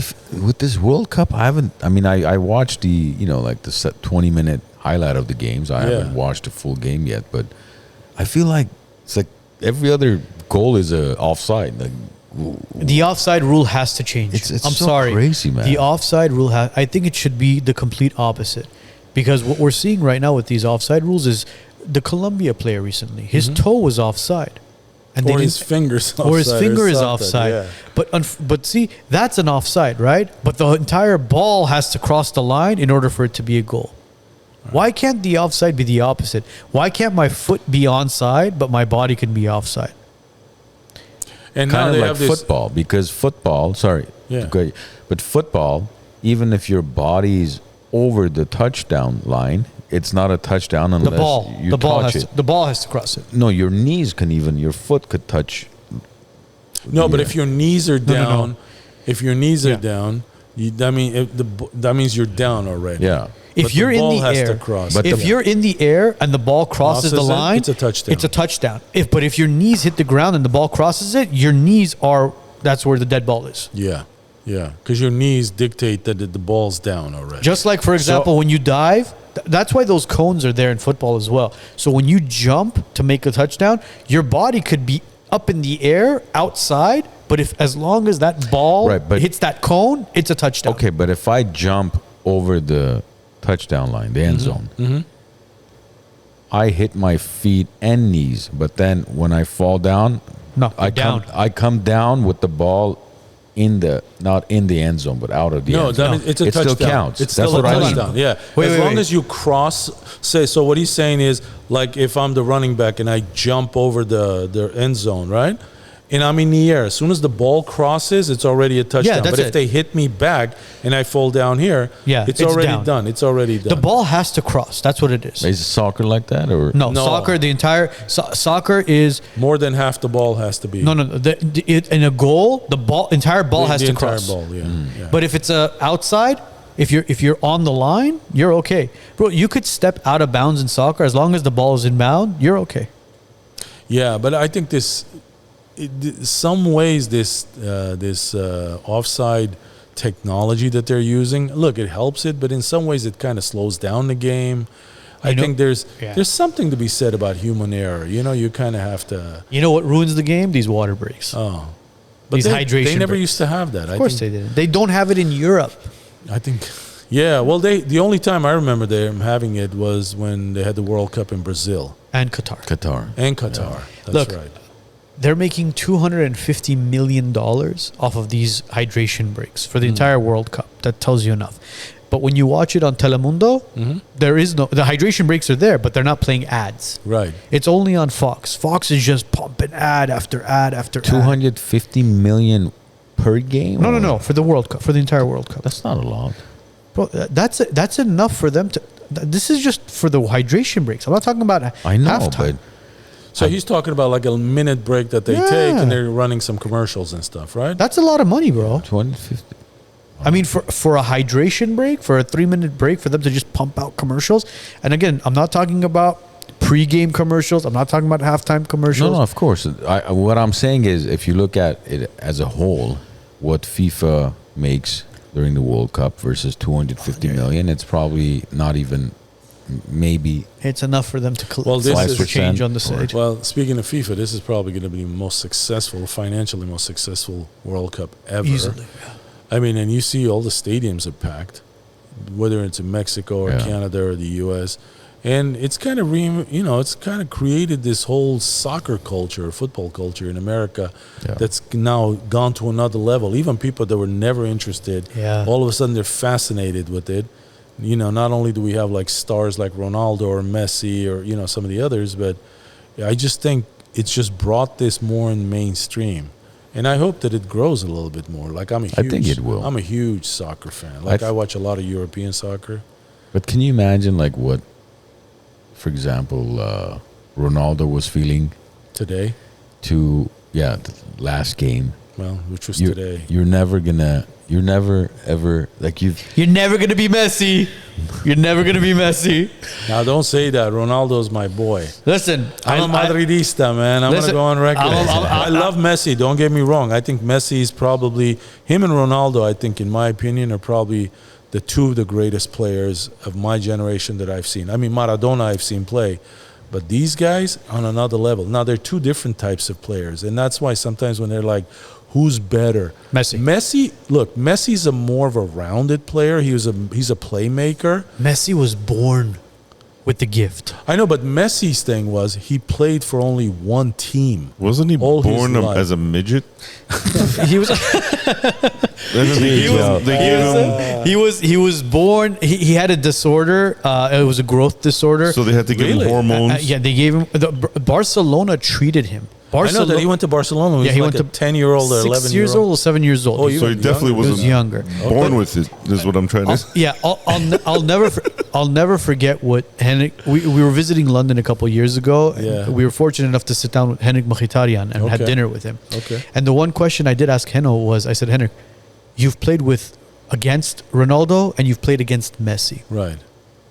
Who, in your opinion, is the GOAT? And he didn't answer saying, Messi is the GOAT, Ronaldo is the GOAT. He gave me a very interesting perspective. And he said, Ronaldo is an amazing athlete. Mm-hmm. The guy works his ass off. Mm-hmm. He's in amazing shape. Right. When you see him practicing, when you see him on the field warming up, you're just like, wow, this guy's a superhuman. I mean, his diet, his exercise, his sleep schedule, unmatched. Right. He's an avatar, unmatched. Right. But he said, when Messi steps on the field, you feel something. No, he definitely has that magic. That aura. And the way he sees it, it's like sometimes people criticize Messi. They're saying he's like walking in a field. He's not walking. He's already seeing where the ball's going, and he just picks his spot. He's always getting the ball somehow. Yeah. I totally agree. But in my opinion, they're different kinds of players. And when I watch like Ronaldo in his younger days, I mean, he can do a lot of the stuff in the field, but he's a dynamic finisher. Yes. I mean, he's 41. Even at this age, he's playing pretty good, in my opinion. But I think he brings a different type of a game, which, like, I'm excited to watch. If Ronaldo had a Pirlo or a Modric. He did when he was at Real Madrid. When he was at Real Madrid, he had Modric. He had won like 4 or 5 Champions League titles. Him and Modric together, Modric give him Toni those beautiful... Kroos. Yes. But if he had a Portuguese Modric or if he had a Portuguese Pirlo, I think Ronaldo would have won a championship. Well, the problem is he did have all those top players in Portugal, but they didn't step it up. They weren't Portugal. to that caliber. They weren't to that caliber. Well, they're at that caliber when they play for their own teams. Like for PSG, like Vitinha plays for PSG. They won the Champions League 2 years in a row. You know? Yeah. And, Joao Neves and those guys play together in the midfield. But for some reason, for Portugal, they didn't step it up, in my opinion. Yeah, that's unfortunate. But, it's been an exciting World Cup, man. It has. It has. And everybody's watching in excitement. They're seeing, is it going to be another France and Argentina final? Is it going to be another Messi World Cup? I mean, France. Every game I've watched with France, it's like there's almost no stopping them. Yeah, Dembele and Mbappe are killing it. Paraguay came pretty close. But it was a pretty rough game, in my opinion. Yeah. But it might be a repeat of last World Cup. Yeah. It's gonna be an interesting next couple weeks, or in this case, How probably about next couple of Norway? days. Norway came out of nowhere, like those Vikings. Came Holland, out of nowhere. man, Holland. But even their whole team, the way they controlled the whole game Their against goalie Brazil. is insane too. Yeah, man, He's like a true Viking. Like Yeah, and the guy's like 40 years old, right? And some of those catches that he made. they're doing. I mean, again, as time is going on, the talent is getting better and it's getting more and more exciting. I'm very happy that the people of America are accepting how amazing of a sport soccer is, and why, you know, some people, when I tell them, hey, listen, I follow the Premier League Yeah. very heavily. I'm a huge Arsenal fan. And they go, well, you know, it's soccer, man. It's like, no, man, you have no idea. I'm waiting for August Have to you come ever around. caught any games in Europe? Dude, I've gone to the Tottenham Arsenal derby. Oh, yeah. I've gone to the Liverpool and Everton derby. I went to the Manchester City derby. Enough said. And I went to Manchester United versus Arsenal in the away section. It's December. Pouring rain. I'm freezing, and thank God I was wearing a thermal underneath. Whistle blows. Game's going on. 1 minute, 2 minutes, 5 minutes. I tap the guy in front of me. I go, hey, mate, when are you guys going to sit down? He goes, we don't sit on their shit seats.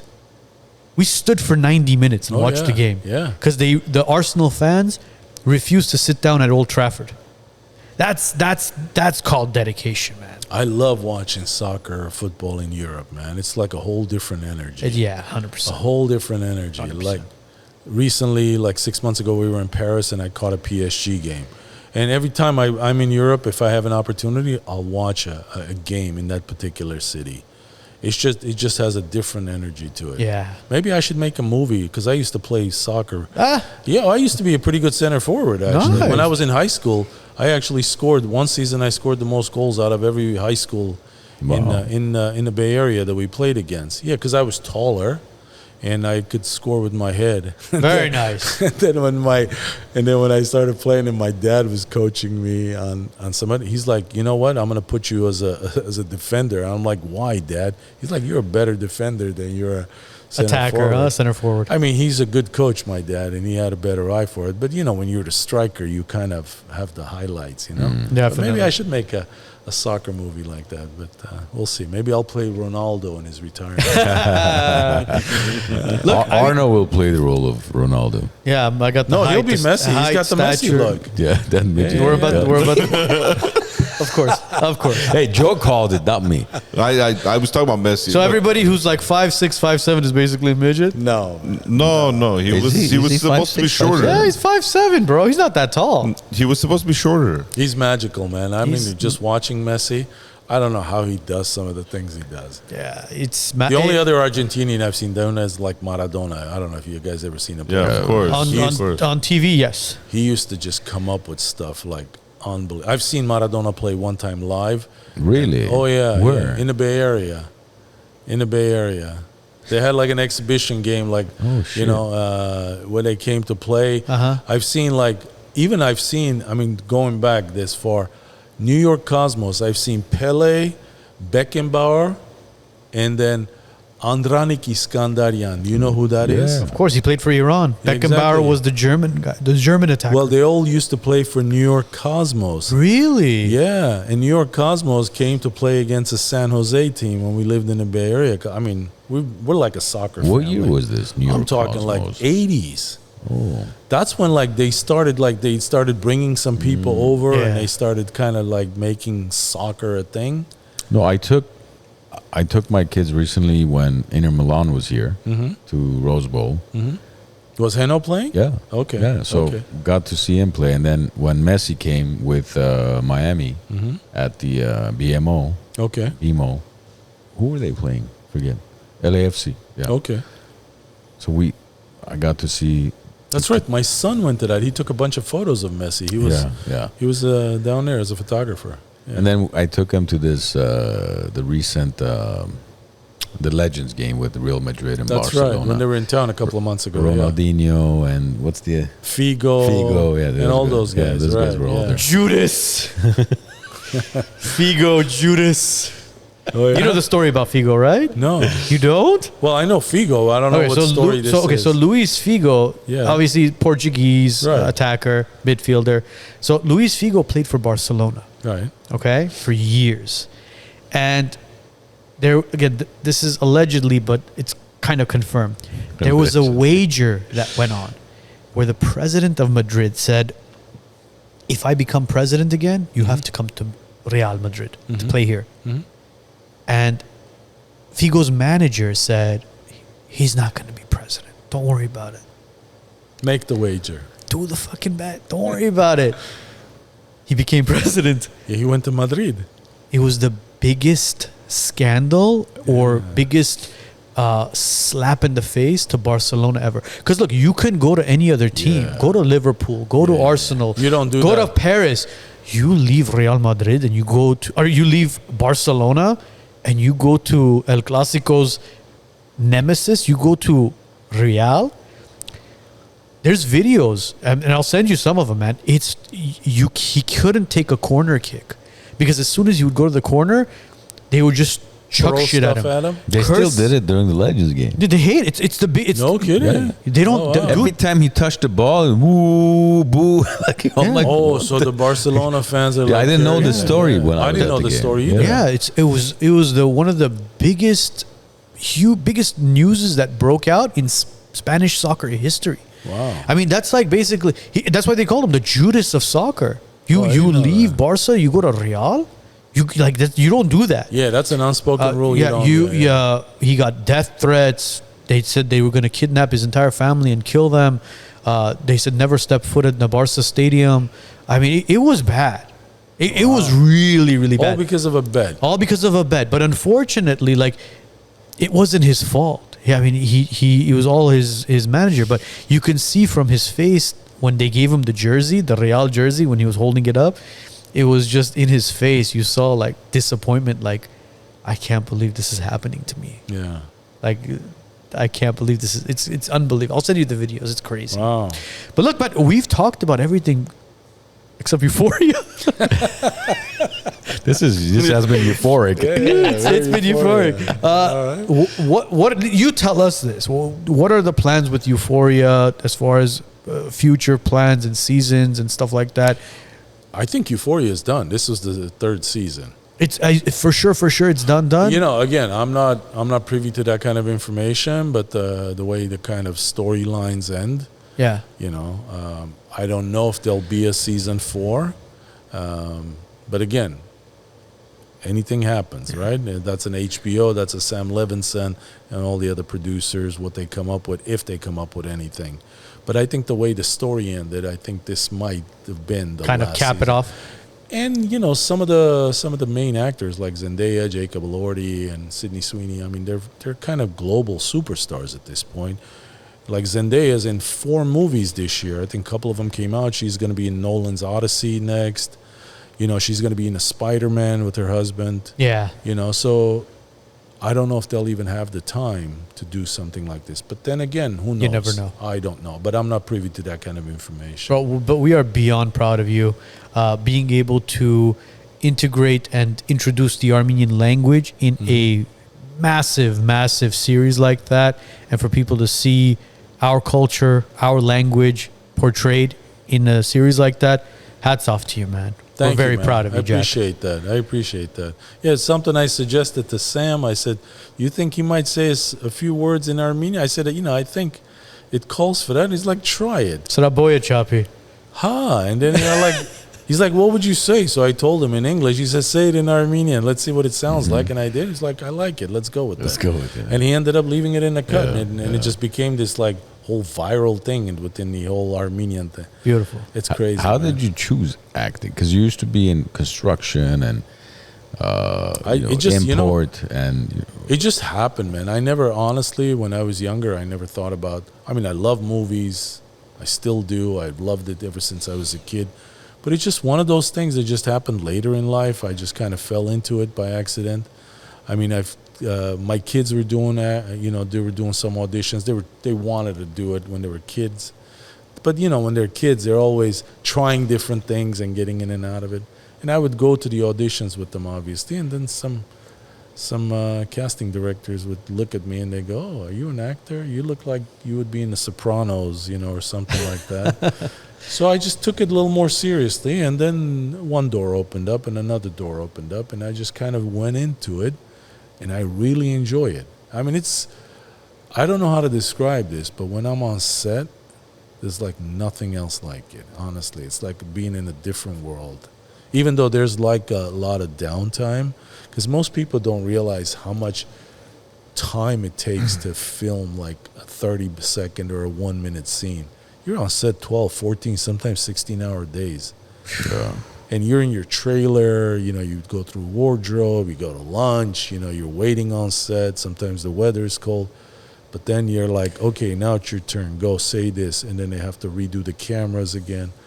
But just kind of once you're in that moment, for me, I mean, it's like a high like nothing else, honestly. Locked in, ready to go. Locked in, ready And to go. that's probably like one of the industries, until kind of AI, but that really hasn't changed since films came out, right? Even back then, it took a lot of takes and a lot of... Yeah, I mean, obviously with digital, it makes things easier because, even though this season we shot it on film. No shit, Yeah, really? Euphoria season 3 is shot on 65 millimeter film. That's crazy, man. That's really? why I don't know if you've seen some. I mean, it looks very cinematic, like it should be in a theater.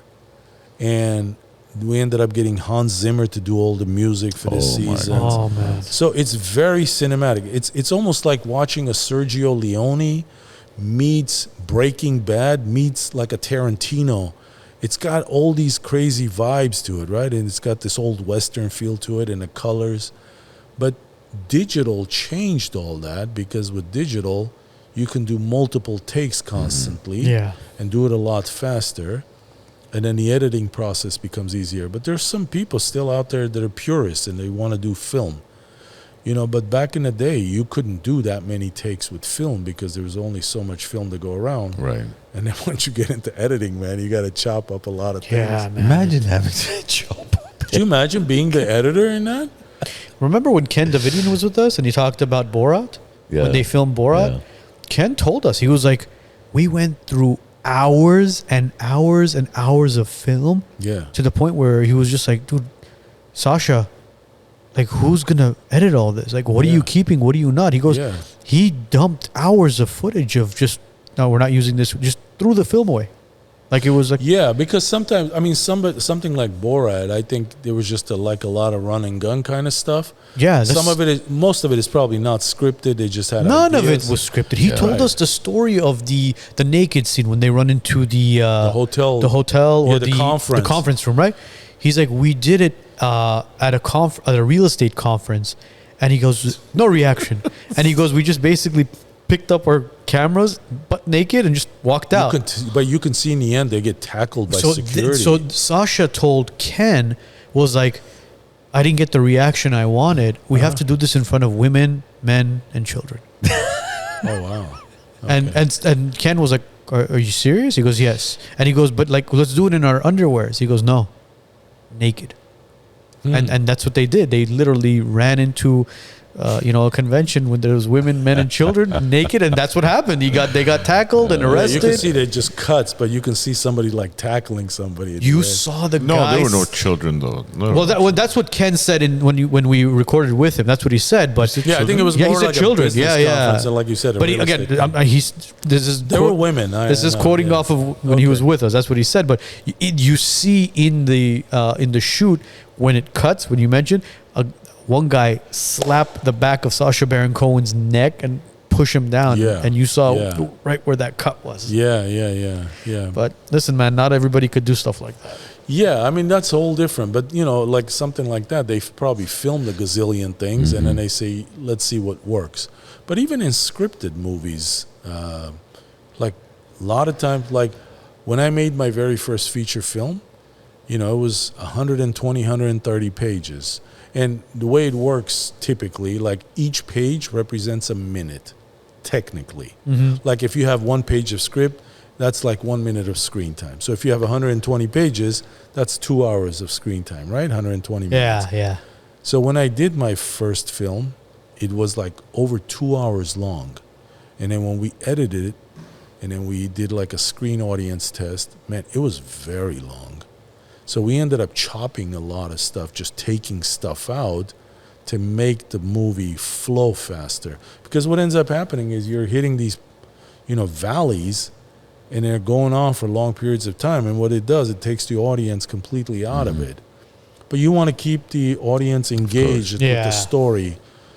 So, sometimes you do film, and I know Martin Scorsese and a lot of guys will do things like that, and then they'll cut it down. That's why sometimes you see these 4-hour director's cut version. Like The Irishman. The Lord of the Rings. Have you seen the I've seen all 3 of the director's cuts. The Lord of the Rings? I've yet to do it. They're like 4.5 hours 4 long. hours. Yeah. I've seen all 3 of them. Amazing. I've been waiting for a weekend to sit down and do it. These guys don't get it, man. These guys, they bash me for Lord of the Rings, for Star Wars. I'm a Star Wars junkie. I'm a Star Wars junkie. They don't understand the concept of it, man. Lord of the Rings, I man. tried Star Wars. It was like... Okay, but in what sequence did you watch it? I can't even get into the sequence. How can you not get into Star Wars? Are you kidding me? You go 4, 5, 1, 2, 3, 6. Oh, okay. That's my sequence. Okay. Because if you go 1, 2, 3, it takes away from Empire Strikes Back. My mistake was I did 9, 11, 4, and 6. 7, 8, and 9 do not exist. He saw different cuts. Yeah, 7, 8, and 9 do not exist in my reality. I did not go and watch 9 on purpose. Oh, wow. I refuse to watch it. The fact that I did not go watch on purpose. Yeah, because it's not Lucas. It's not George Lucas. George Lucas there's a reason why Steven Spielberg and different people invested money into this vision, bro. You have to understand the story behind it. Forget the lightsabers, the jets, the all that stuff. Have you seen Rogue One? Are you kidding me, bro? Come on. Right? Rogue One ties in 3. I'm sorry, not 3. Yeah, no. Rogue One Do I have to be ties high in to watch 3 it? and 4. Maybe that's what I'm missing. Come on, we're gonna have to like sit him down. We gotta one sit day. him down and watch. I tried. I played it, and I'm like trying to think. Okay, So, like, hold on a minute. Did you do Andor, by the way? Of course. Andor was amazing as well, man. I have no idea what they're talking Of course. about. Come on, guys. You guys have no idea. You have Look, no I idea think what it's you're a missing. great Like even movie, with Lord but- of the Rings, you Yeah. have no idea what you're Look, missing. Lord of the Rings, I could see Yeah. somewhat, but Still not. Star Wars, like I tried, I put it on. I Okay. don't know if it was Amazon, Netflix, wherever it was. Yeah, it's Disney Plus. Is it? I don't know, wherever it was. Disney owns Star I Wars. played it, and I'm watching it. So I'm okay, like, but what can't you get? What is it that It's feel like it just felt like a couple of kids in front of a green screen playing with toys. Like I was like, how am I supposed to get into this? See, that's what I don't understand. Like, they don't understand the concept, the story behind it. Luke, Leia, Anakin. Like, there's so Vader. much. Obi-Wan. I am your father. Yeah. Yeah, But I'm gonna watch understand? 9 hours of things to hear. I am your Look, father. if you could sit down and watch Landman through all those seasons, you could sit down and watch a couple episodes of Star Wars. Look, I used to be into it when I was younger, but not No, now. you can't do it anymore. No, I don't know. I lost that When imagination, I guess. when call it. George Lucas wrote Episode 5, Right. and I'm sure you know the story behind it, there were 3 or 4 people that knew that very infamous line, Luke, no, I am your father, right? That infamous line. Mark Hamill knew, obviously the great James Earl Jones, George Lucas, and one other guy. It was like 4 people. See, you guys are going way. Look, okay. So, if no matter what you watch, for example, if I tell you, do you follow tennis? You're like, nah, I don't care. Do you follow Formula 1? Nah. But if you, for example, watch a single documentary on a single tennis player or a Formula 1 team, or By the way, I follow both of those. I like both of them. I love both too. And I love the F1 movie with Brad Pitt. no, I'm just saying, giving an example right. is because now you learn the story. Oh, Right. The Red Bull team or the McLaren team, or Rafa Nadal's recent documentary that came out. Like because now you know the story. Right. So for me, see, like you're talking about the story of George Lucas did this. There were only 3 people who knew who the father was. Blah blah.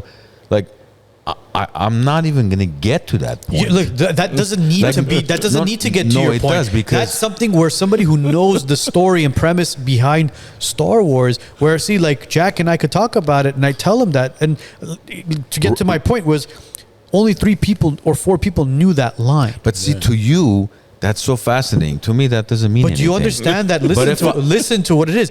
James Earl Jones, the late and great James Earl Jones, was the voice behind Vader, right? Right.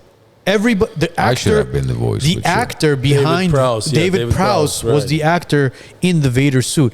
David Prowse did all the voiceover of what James Earl Jones did off camera. So James Earl Jones voiced something else. When David Prowse was on that, the antenna with Luke Skywalker, he said, Obi-Wan killed your father. That's what was written. Again, you're telling me everything that I'm saying. I understand about that, but you have to You're not there. That's not your genre. Because maybe if stars. Maybe if I watched a documentary on George Lucas, and then he talked about how he came up with the movie, that may pique my interest to be like, okay, maybe that's what we got to get him. For example, right? Because there are, but right now when I try to watch Matrix, like I couldn't get into it. Amazing movie. Amazing. See, like Matrix. I love Matrix. I couldn't get into even Matrix. Okay, Joe's on board on this. One. Okay. But look, we gotta give him some gummies and throw him into the Matrix. How about John Wick? Is that your thing? See, like, I'm trying to remember a recent movie that I. Yeah, like what's a movie that you like? Say, okay, this is. What he enjoyed Landman. Okay. But Landman's a show. Yellowstone. He just likes Billy Bob. I loved Heat, for example. The movie. The Heat. Yeah. By the way, they're coming out with 2. They're going to film it. Have you seen The Town?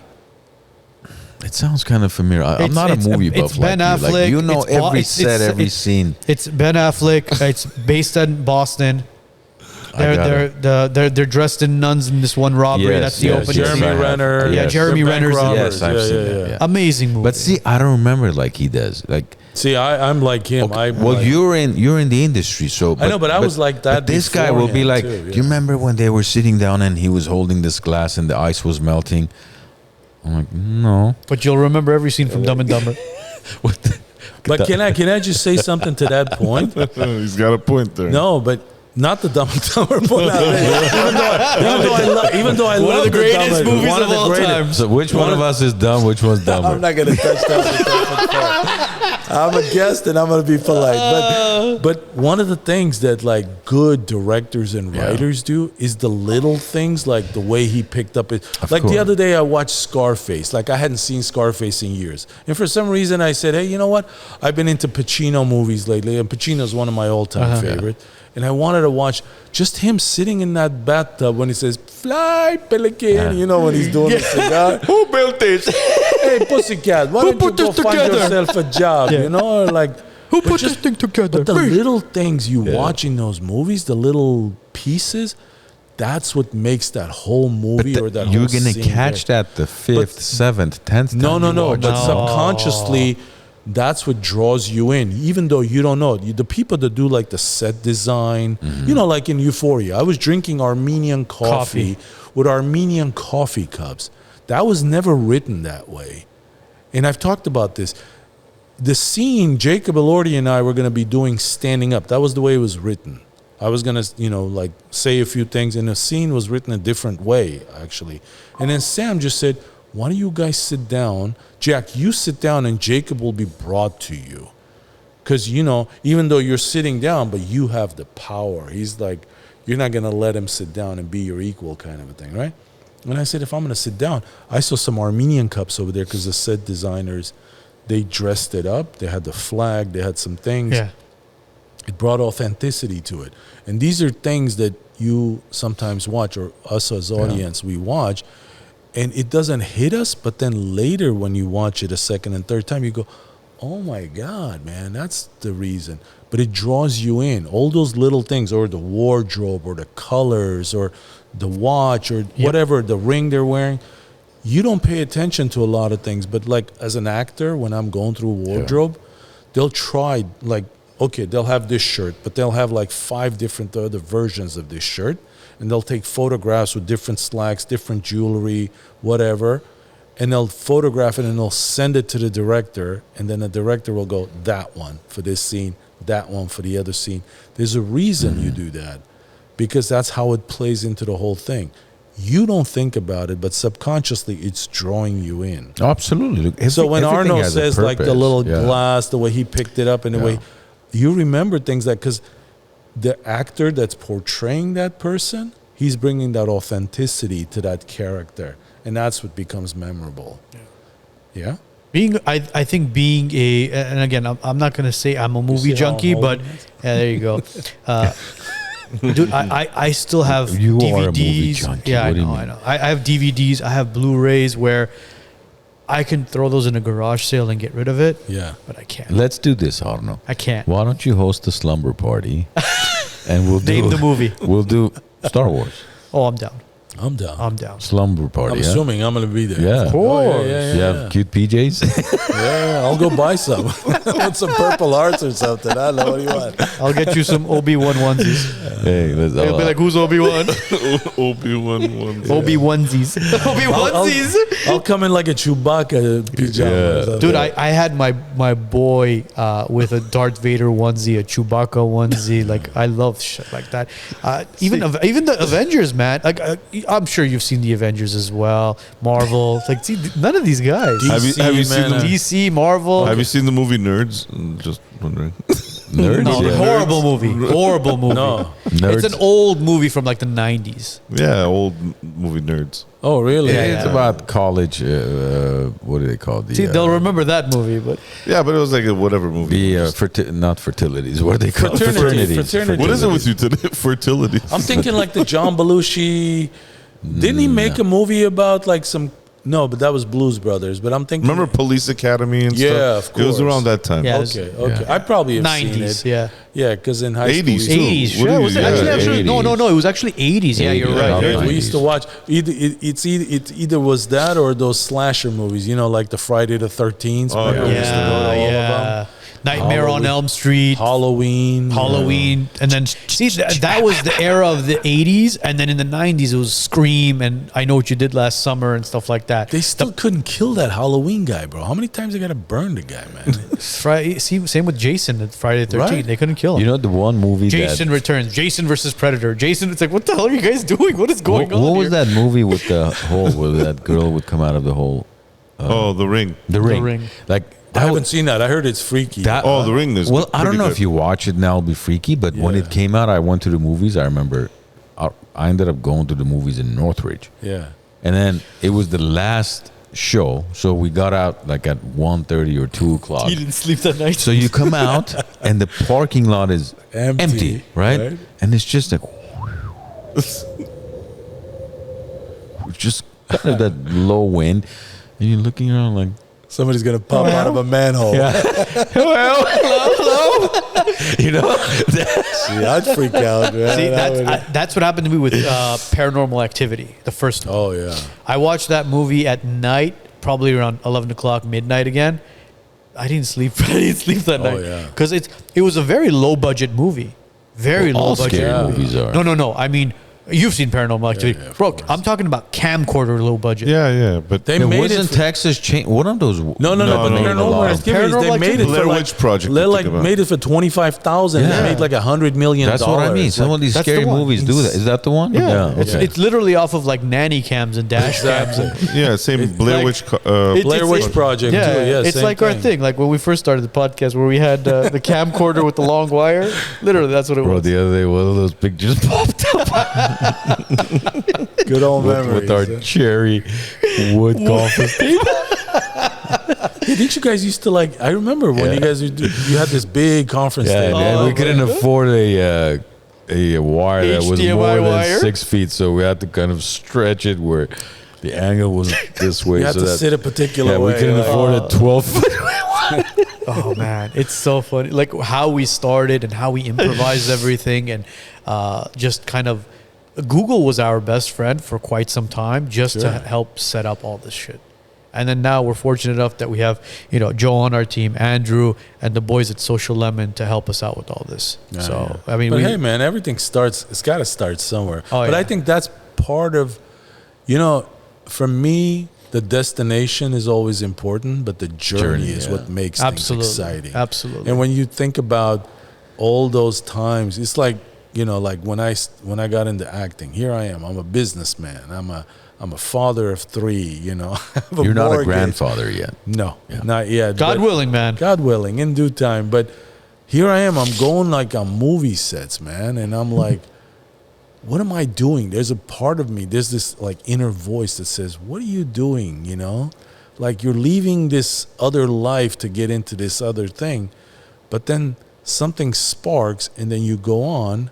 And you go on and you go on and you go, okay, this journey is pretty cool. So it makes it exciting, kind of like what you guys are saying. It's like if you laugh too hard, the wire would come undone, right? Now we have these extensions, right? I don't think anything you ever accomplish in life is as satisfying as you portrayed it to be. Nothing, no matter what it is. Yeah, exactly. It's because once you've reached it, it's like, okay, this is great, but now what? But it's that now you want more of it, though. Or it could be great, but now like you want to do another one. It's kind of like we're talking about Ronaldo or Messi or Jordan. They win a championship, it feels amazing. Now they want to do it again and again because I think that's the challenge. And in fact, one of my good friends, Chaz Palminteri, of the Bronx Tale fame, and that was his first movie, and that put him on global stardom. But he's a wise man, and one of his sayings is, if it doesn't challenge you, it doesn't change you. And when you think about that, and this is something I've always said to my kids, if it's an easy journey and it just kind of comes, you never appreciate it. You always take it for granted, even if we're adults, even if we're not kids. But I think part of the journey is where the sweet things are, and it's like, wow, absolutely, this is pretty cool. Yeah, the hurdles that come with it. When you get to that destination, you go, wow, this is pretty cool. Let's do it again. Yeah, if it was easy, everybody would do it. I'll never forget the first time I went to Disneyland. Not the first time I went to Disneyland, but the first time I got I'm on Space Mountain. My cousin was visiting from Armenia, and he's the cousin that caught me in the train. He's like older than me, so he came to visit. So I said, let's go to Disneyland. I was 17 or 18. And we're at Space Mountain line, and he's a very cautious and a very educated guy. And then there's these signs, like he sees people reading the signs, and then they would leave the exit. And then we keep going, and then they would read the signs, and he turns to me at one point, and he says, what are they reading, and why are they leaving? And I said, he knew. It says, if you have heart condition or if you're pregnant or whatever, right? This is not recommended. Motion sickness. And he says, well, maybe we shouldn't get on there. And I said, look, I've never gone on there. You haven't. Let's go do it. I swear to God, it was pretty scary. But, man, once we got off, we were right back in that line all over again. He's never been to Disneyland. Multiple times a year. Jesus. Multiple times a year. Not to Disneyland? Multiple times a year. I love it.